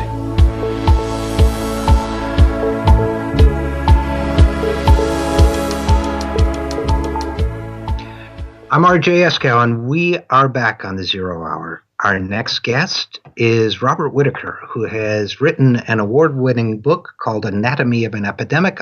And that book, I believe, won, let me see now, it won an Investigative Journalist Prize in 2010. The book, well, he'll tell us more about it, but the book talked about in essence, the epidemic of prescription drug use in mental health care, and there have been some updates on that since then, so I wanted to talk to Mr. Wittaker about it. Are you with us, Robert? I am. Thanks for having me. I appreciate being here. Oh, thanks so much for joining us. Now, your book was had an enormous impact at the time, and I read it at the time, and I'm reluctant to summarize your thesis with you right here. So, I mean, briefly, can you encapsulate for readers or listeners who might not have read it Sure. the theme of the book? Sure. Well, as you mentioned, we're using psychiatric drugs more and more in this country, and if these drugs are as helpful as we think they may be, we would hopefully see the burden of mental illness going down in our society. And instead, the exact opposite is happening. So, since 1987, the number of people on disability due to mental illness in our society is now more than quadrupled. So, of course, then you ask why. And then when you go and look at what science is telling us about that, it tells us this. A, the drugs may have a benefit over the short term. I'm talking about antidepressants or even antipsychotics or, say, stimulants for ADHD. But over the long term, study after study has found, in fact, that they increase the likelihood of disability. They increase the likelihood that someone will become chronically ill. And you see this time and time again. So what you really see in the scientific literature is a real worry, in fact, that even as these drugs may be helpful to some, and even that they can be helpful over the short term, over the long term, they increase the likelihood that a person will have a worse outcome. And that finding just doesn't get communicated to the public. No, I would agree. I would say that to many people that will be a stunning thought that these psychiatric medications, by and large, are not beneficial over the long term. And there's another point that your book made, and there was a development on this that you discussed in an interview recently, which is in the book you talked about the chemical imbalance theory of mental illness and the notion that while that makes it easier in the economic way to sell psychiatric drugs, there's very little to support this. It might even be described as a kind of pseudoscience, and that seemed like a shocking idea just a few short years ago in 2010. But now we have Ronald Pies, who's the editor-in-chief emeritus of Psychiatric Times, saying just a year later, and I quote, "In truth, the chemical imbalance notion was always a kind of urban legend, never a theory seriously propounded by well-informed psychiatrists." And yet I think if you talk to most psychiatrists in this country, they're still basing a lot of their practice on that theory. Isn't that right? Yeah, absolutely. And if you speak to a group of people who've been diagnosed and you ask how many of them have been told they have chemical imbalances in the brain, virtually every hand in the room will go up. Listen, this is, I think, at the heart of the problem. So we were told, beginning in the 1980s, that these drugs fix chemical imbalances in the brain, like insulin for diabetes. And, that is a story of great progress, because that is telling us that the pathology of these disorders became known, and now we had an antidote to that pathology. But when you dig into the science, you find that, A, it was always just a hypothesis. B, it was a hypothesis born of an understanding of how drugs acted on the brain, psychiatric drugs, and researchers then speculating, in essence, that maybe the problem was the opposite of what the drugs did. So, for example, an antidepressant increases serotonin. They hypothesized that people had low serotonin. But when they actually searched, for example, did research to see if people who were depressed had low serotonergic activity, and this goes back to the 80s, they didn't find it to be so, at least not prior to going on the medications. And so you really see at the heart of this is this extraordinary delusion, or a really sort of a white lie that was peddled to the American public. Well, it's astonishing when you think about it, because it's not even a very white lie. It's a deception. And the science, pseudoscience does seem the right word. I don't drink anymore, but when I used to drink, red wine made me happy. It didn't make me happy because I had red wine deficiency. Right. And you add into it, as you well know, someone like Dr. Marcia Angel, who edited the New England Journal of Medicine for 25 years, saying that she has no confidence in drug studies conducted in this country because of the economic incentives. One wonders the extent to, it's easy to understand why drug companies would push these things. Why would psychiatrists, and of course not all of them did, but why would so many psychiatrists buy into this sort of delusional or deceptive set of theories when they're not, unless they're big stockholders in the drug companies? What's in it for them to buy into this? Well, this is a good point, because it's more than they just bought into it. At the very highest levels of the American Psychiatric Association and high levels of academic psychiatry, they actually promoted these ideas, and they also became engaged in the very drug studies that we now know aren't reliable. They were biased by design. Results were spun. That's what Marcia Angel was talking about. And why is that so? What happened to psychiatry? And really, there's two things that happened. One, in 1980, the American Psychiatric Association published the third edition of its diagnostic manual. And with that manual, they basically adopted a disease model of psychiatric disorders. And as they did this, they ceded talk therapy to other disciplines. So what was their real product now in the marketplace? It was drugs. So they're in a pretty hard place to start saying, and so they want to promote the drugs as safe and effective as possible.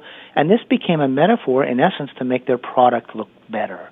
Mm-hmm. And then the other thing that happened was that academic psychiatry got bought by the pharmaceutical industry in the 1980s and 1990s. And by that I mean is the pharmaceutical companies signed up academic psychiatrists to be speakers, advisors, consultants, and in a wholesale manner. And once that happened, that very much altered how trials were conducted, how they were reported, and what story was told to the public.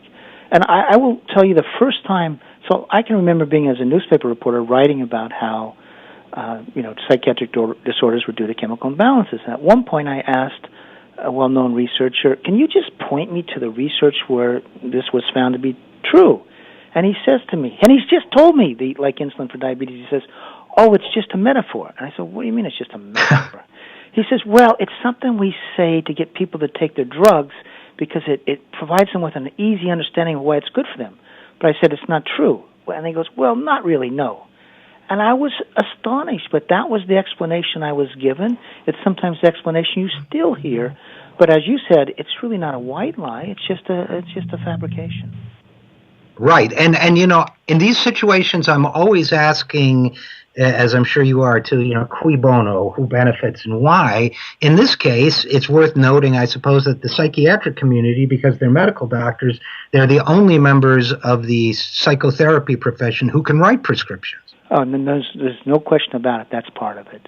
This was their product in the marketplace post-1980, and it was essential to this larger story of a disease model. But absolutely, there's a clear guild interest at work here. So, Robert Wittaker, what's next? I mean, we have this stunning, to me, turnaround where not only depression, which was always a highly ambiguous area for medication, but even schizophrenia and other serious, psychosis conditions are being reevaluated. What's next? Is the reversal of someone like Dr. Pai's a suggestion that there's going to be a major transformation? Because this information's out there, these admissions are being made, and yet surprisingly few people know about it. Are we in store for a psychiatric revolution? It's a great question, because there are a lot of admissions now from very high-up people that this whole story that's been told in the last 30 years isn't true. So you have even, for example, Thomas Insel, the director of the NIMH, in other words, our top psychiatrist in the country, recently saying the disorders listed in the DSM, by and large, are not valid. They haven't been validated. They're not real. So you have this sense that the diagnostic manual is no good. Then you have a comment by Thomas Insel saying these drugs really aren't very effective. Too few people really do well on them. He recently wrote a blog saying, basically citing a lot of the literature I had cited in Anatomy of an Epidemic, antipsychotics may impair long-term recovery for schizophrenia patients. Those are the comments of a of a psychiatry that's in deep crisis and in some ways intellectually collapsing. But I hope you'll stay on this beat, because this is of critical importance. This is, to me, feels like a massive scandal that's not getting nearly as much coverage, and I hope you're planning to do some more writing about it. I have a new book almost done, so I am. Well, good. I think it's one of the most remarkable scandals of modern times. Well, I hope you'll come back on the show when your new book comes out and continue the discussion with us. Well, thanks very much for having me. I really appreciate it. You bet. That was Robert Wittaker. His book is Anatomy of an Epidemic, and it is absolutely stunning to hear what is going on in the psychiatric profession. But as we're always saying on the 0 Hour, who benefits? What are the economic motivations? And it doesn't make anybody as an individual a terrible person. It makes them, as they say in the economics field, an economic actor. But one who knows who's an actor and who isn't can understand what the play is all about. And that is kind of what we're about here on this show. That wraps it up. We've had I think, a terrific show, this, if I may say so myself. We talked about the nature of consciousness. We've talked about the what's going on with the illusions that drive psychiatry. We've talked about the illusory illness of Morgellons. We've talked about the Harry Potter Alliance, which is the one admittedly illusionary group, and they're doing great work. We'll be back next week. I'm Richard Eskow, and this is the 0 Hour.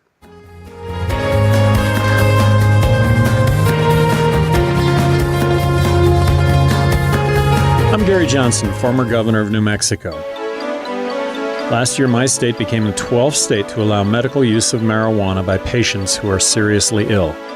Some people were surprised that a Republican governor supports medical marijuana, but I'm hardly alone. Groups like the American College of Physicians, American Nurses Association, and American Public Health Association have all acknowledged the medical value of marijuana. New research about medical marijuana is coming out almost every day, showing remarkable potential in all sorts of serious conditions, including cancer, AIDS, and chronic pain. But some in government still want to put politics and ideology ahead of public health. To learn more about medical marijuana and what you can do to help, contact the Marijuana Policy Project at 1-877-JOIN-MPP or visit them on the web at mpp.org. Thanks.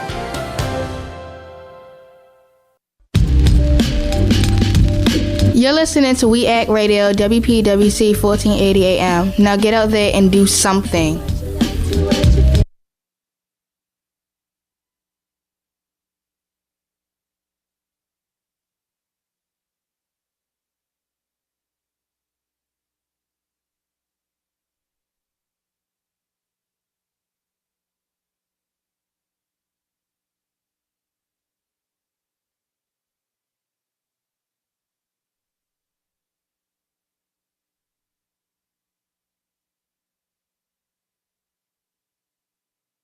How do you feel about 6 million Americans being prevented from voting for no good reason? I'm Bill Newman, and this is the Civil Liberties Minute. 6 million Americans can't vote because they've been convicted of a crime. Not surprisingly, the brunt of these laws falls disproportionately on African Americans, and in some southern states, Florida, Kentucky, and Virginia, more than 20% of African Americans cannot vote because of a conviction. Contrast those states to Maine and Vermont, where prisoners, probationers, and parolees all can vote, and states like New Jersey, Delaware, Maryland, Louisiana, and Texas, where all people with felony convictions can vote upon completion of their sentence. In 2000, America was riveted by a few hanging chads on ballots in Florida, and Bush winning that state and thus the presidency over Gore by 537 votes. But almost no attention was paid to the fact that 800,000 Floridians were not allowed to cast a ballot at all. They were barred from voting because of a criminal record. 800,000 voters.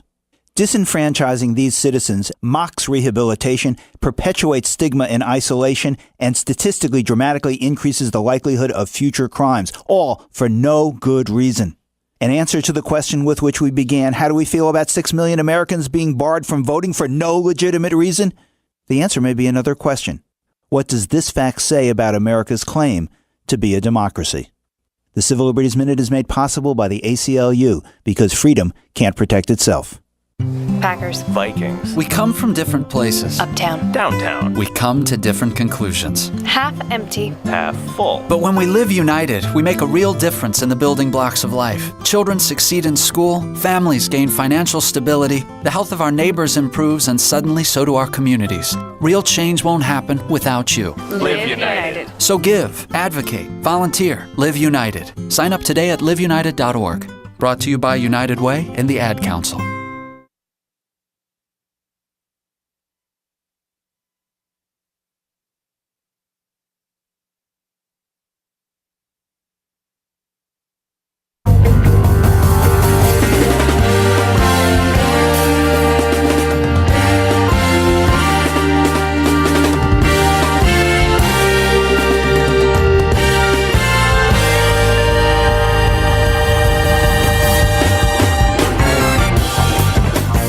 You are now listening to The Zero Hour with Richard Eskow, produced by the Wittaker Network in Washington, D.C., and broadcast across the nation. Visit us online at thisisthezerohour.com or at youtube.com/thezerohour. Ladies and gentlemen, Richard Eskow. Hey everybody, I'm Richard Eskow, RJ Eskow, and we have a great show lined up for you today. We've got Andrew Slack talking about the Harry Potter Alliance. Now, you'd think those are the guys who are most detached from reality. They're doing great things in the real world. We'll also be talking with Robert Wittaker, author, about the real detachment from reality that's taking place in the psychiatric profession. We'll be talking with Cole Stangler about Bernie Sanders and the noise he's making about possibly running for president. We'll be talking with Amanda Marcotte about True Detective and its depiction of women. Joe Williams, the writer turned shoe salesman at a sporting goods store, will tell us about his foray into the working world and how rough it really is to have a working life nowadays, as so many of us know. We'll be talking to Professor Stanislas Dehaene, French professor at the Collège de France, about his groundbreaking research in the nature of consciousness. We'll be talking with Nicholas Epley about his book Mindwise. It talks about how we perceive one another. We've got a fascinating, very mixed-up show. We'll lead off with a discussion of the budget from the Congressional Progressive Caucus, which is actually a very reasonable, very moderate budget that is well worth passing, and certainly not the leftist fringe document it will be characterized as by the mainstream, if it's covered at all. We're going to make sure it is covered. We're going to make sure it gets the support it deserves. But before that, I guess the big story of the week on the pop culture side was the finale to True Detective. And while there's been a lot of controversy about it, and we'll be exploring it with Amanda Marcotte a little later on, my question for you is this. Was Rust Cole, the Matthew McConaughey character, a disguised political pundit? And if so, was he a liberal or a conservative? Now, am I telling you that I think he was a political pundit? No. There's not unless he was running for president of Carcosa. But that said, it'd be fun to look at his crazy monologues and see whether he could be taken as a political pundit. And if so, does he lean left? Does he lean right? Let's find out. First of all, one of my favorite quotes in talking about planet Earth. Oh, and when I say favorite, I mean, obviously he was ridiculously negative, but he said, it's all one ghetto, man. A giant gutter in outer space. Well, I would say from that, well, maybe he leans left, right? First of all, he's making he might be making an old 70s funk music reference, because the band War had the song "The World Is a Ghetto." A lot of people remember that, and that's what Rust is saying. The world is a ghetto, and that's a kind of lefty thing to do. Oscar Wilde also said, "We are all of us in the gutter, but some of us are looking at the stars," which is a line that Chrissy Hines stole for The Pretenders. So is he left-leaning? We'll give him one for the left column. But then he says, I think human consciousness is a tragic misstep in evolution. We became too self-aware. Nature created an aspect of nature separate from itself. We are creatures that should not exist by natural law. We are things that labor under the illusion of having a self, an accretion of sense, experience, and feeling, programmed with total assurance that we are each somebody when in fact everybody is nobody. Wow, sounds kind of Buddhist when you think about it. And if we're nobody, then we're all one big thing, right? If we're all one big thing, or what Buddhists call interdependence, we should take care of one another. That sounds a little lefty to me. Then, okay, so we got two on the left.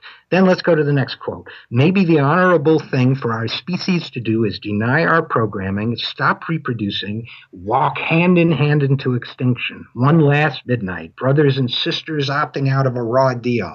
Well, I don't know that it's such a raw deal, but that notion of voluntary human extinction, believe it or not, there is a group calling for voluntary human extinction, saying we should stop reproducing and leave the earth because we made a mess of it.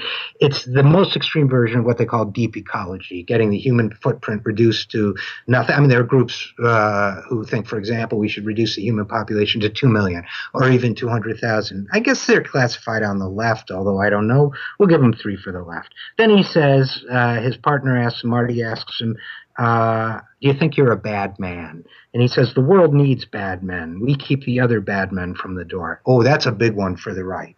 Because, you know, the right's always justifying itself by saying, yes, we're greedy, but the greed makes everything work well. And yes, we're bad, but if we weren't bad, then bad things would happen. It's the authoritarian mindset. It's the totalitarian mindset. It's the greedy mindset. It's the right-wing mindset. So we got to give him at least one for conservatism now.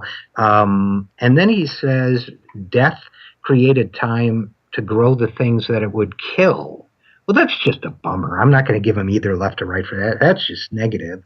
He says to realize that all your life, all your love, hate, memory, all your pain was all the same thing, all the same dream, a dream inside a locked room, a dream about being a person. And like a lot of dreams, there's a monster at the end of it. I think he's saying Ted Cruz will win in 2016.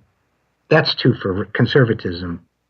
He says, I don't want to know anything anymore. This is a world where nothing is solved. Someone once told me time is a flat circle.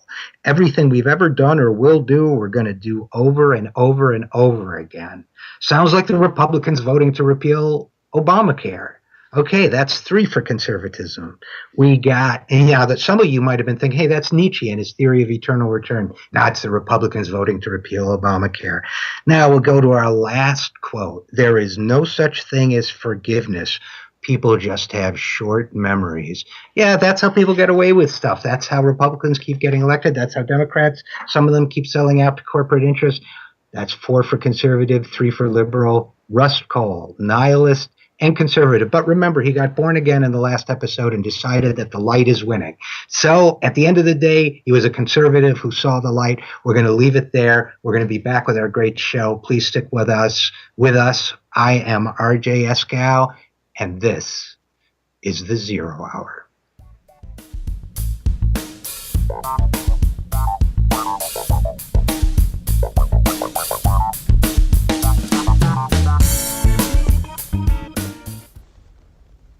Let me tell you who to blame. Blame the boy lying at your feet, his body oozing life through the hole in his stomach where the bullet tore him apart. Blame him for challenging you, for not looking away and for not backing down when you pulled out the gun. Blame your mother for bringing you into this world when she was but a kid herself and for dragging you up, not bringing you up. Blame society for not giving you hope. Blame your father for not being there, the man who looked after himself instead of looking after you. Blame the gun in your hand for making you a target, for making you more likely to be picked on.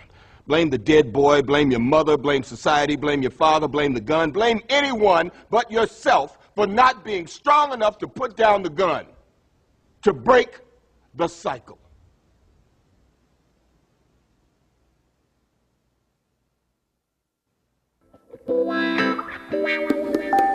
You're listening to We Act Radio, WPWC 1480 AM, broadcasting live from Martin Luther King Jr. Avenue in D.C.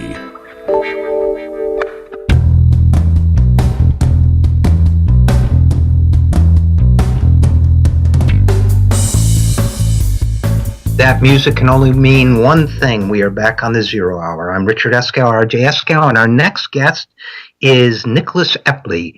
Nick Epley is professor of behavioral science at the University of Chicago Booth School of Business, and he has written a book entitled Mindwise, How We Understand What Others Think, Believe, Feel, and Want.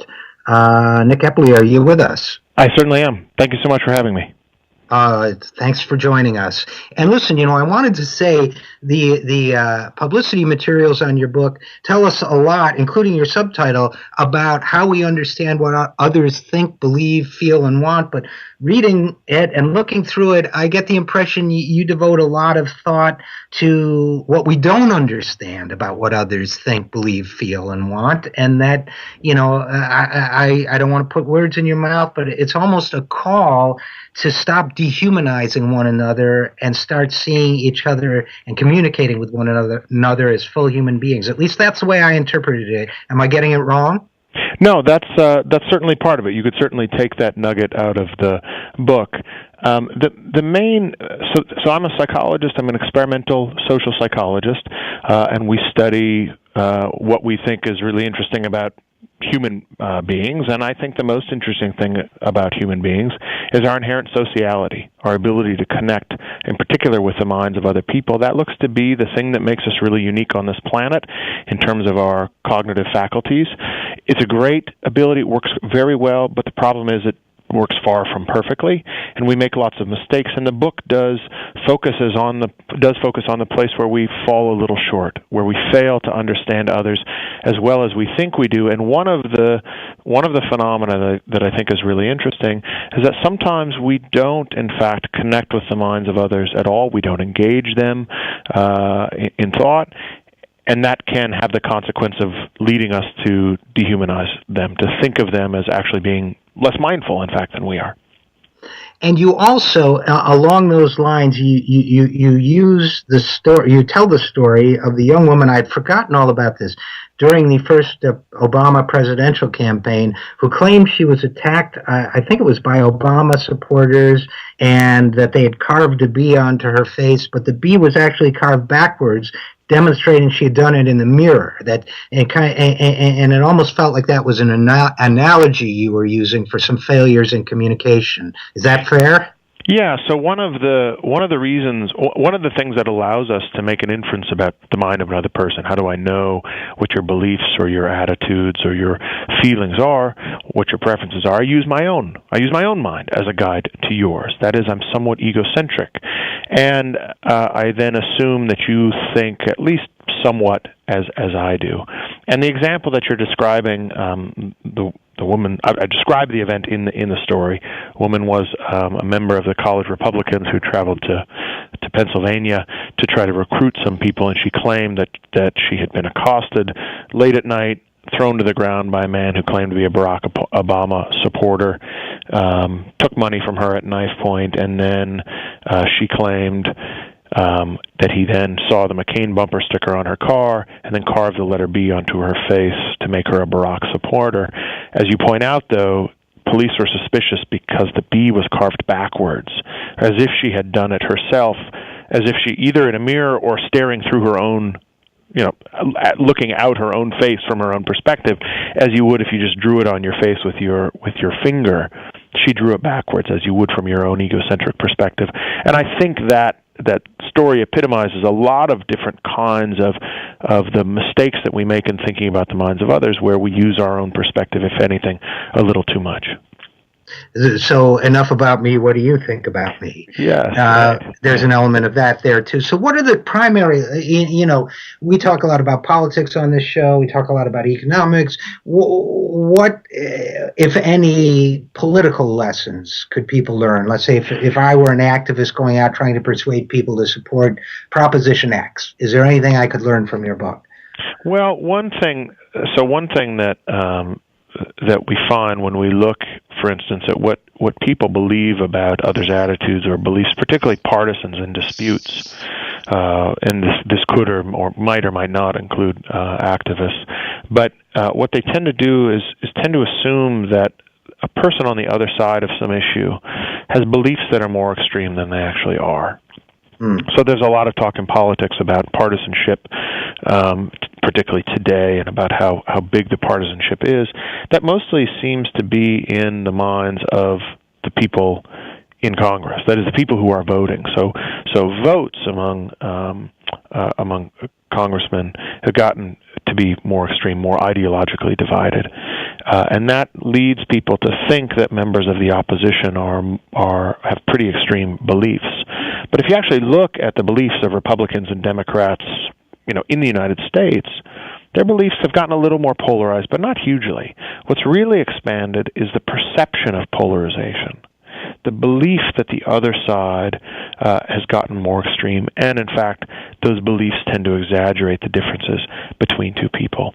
So judgments about the minds of others that rely on the groups that they're a part of can sometimes exaggerate the differences between them. There's often more common ground than you actually think, and that could be helpful when an activist is approaching someone, particularly a member who you think is on the other side of an issue from you.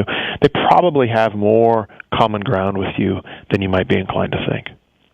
Well, that's fascinating because we've actually done a lot of work here and I've done a lot of work in reviewing a lot of polling data, and with the think tank I'm affiliated with, we've even commissioned some. And there is, for example, surprising if you get, let's say, in the Republican Party, for example, beyond the leadership, and to a certain extent the Democratic Party as well, there's surprising concordance between Democratic, Independent, and Republican voters on a number of issues like Social Security, taxing millionaires, whatever it might be, and yet. So people who self-identify in the political world as liberal or conservative, let's say, may feel strongly that they're a liberal, strongly that they're a conservative, but on many issues, they actually agree issue by issue. So that sounds like it's part of what you're talking about. Is this because some sort of social cohesion binds them together in the belief that they have a polarized enemy that's the other group, even when they share values? Well, part of that is true, but the other thing is that here you've got an issue where there are opposing groups that are defined by their differences, right? So if you're a Democrat and you think of a Republican, what comes to mind is not has two arms and two legs, right? Right. It's not the commonality. It's not the things that make that person the same as members of other groups. It's the thing that makes that person different from other groups. That's how groups are defined. When a man thinks of a woman, again, doesn't think two arms, two legs, thinks about the things that are unique about a woman that make a woman different from a man, perhaps and vice versa. I'm not saying everybody does that, but that tends to be the way that groups are defined. They're defined by their differences. This is true about the self, too. So if you think about who you are as a person, human being isn't the first attribute that comes to mind. It's an attribute that makes you different from others. We define ourselves by our differences, and that then has the feature, particularly when you've got an issue where groups are so clearly defined by their opposition, that thinking about the other side, what comes to mind are the things they're opposed to you on, and that then can spill over onto lots of different beliefs and can lead you to assume that they're just more different from you than they actually are, because you don't think about things that might make them similar to you as well. Has there been any social change in the last 100 years in this, or have human beings always been like this? Well, I can't speak to that from data, but certainly the divides between people and the inherent kind of tribalism or groupishness that leads to some of this misunderstanding, you certainly won't have a hard time finding evidence of it if you look through human history. I think it's pretty easy to imagine that things have changed a lot right now from where they used to be, but human beings have a lot in common, whether they're human beings from the 21st century, the 20th century, the 19th century, lots of commonality. It's easy to imagine there are lots of differences. I suspect mostly there are a lot of similarities. Yeah, well, and we did fight a civil war after all, so it's we not like civil war. Things were all loving. But hey, last question for you, and thanks so much for being with us. Any chance of evolving and getting better at this? Well, as a society, as a race, as a whatever, a species, whatever you want to call us, as a global society, as a North American society, any chance we might get better at this someday, or is it just the way it is? Well, stable governments and democracy do a pretty good job of enabling people to speak their voice. And so I would say, as a planet, if you think about society, stable governments where you've got democracy that allows people to cast a vote for what they firmly believe, does a pretty good job of enabling people to express their positions. I would consider that to be progress. So well, there's some hope. Go ahead. There's some hope at the high level. On the other hand, I have to admit some concern about the direction of interpersonal communication, which tends to go ever more in the technological direction towards Twitter and email and stuff where people aren't communicating face-to-face, but they're communicating while distracted over 140 characters. I think that's regression. Well, and unfortunately, we're going to have to leave it there, but maybe someday you'll come back and talk to us about that, because I know there have been studies on the increasing incivility or belief, controversy about the possibility of increasing incivility on the internet. So we'll have to leave that for another day. But Nicholas Epley, Nicholas Epley, author of Mindwise, I hope you'll come back and talk with us again. Thank you so much. I'd be happy to. You bet. That was Nicholas Epley, whose book's full title is Mindwise, How We Understand What Others Think, Believe, Feel, and Want. And we will be right back after this. I am Richard Eskow, and this is The Zero Hour.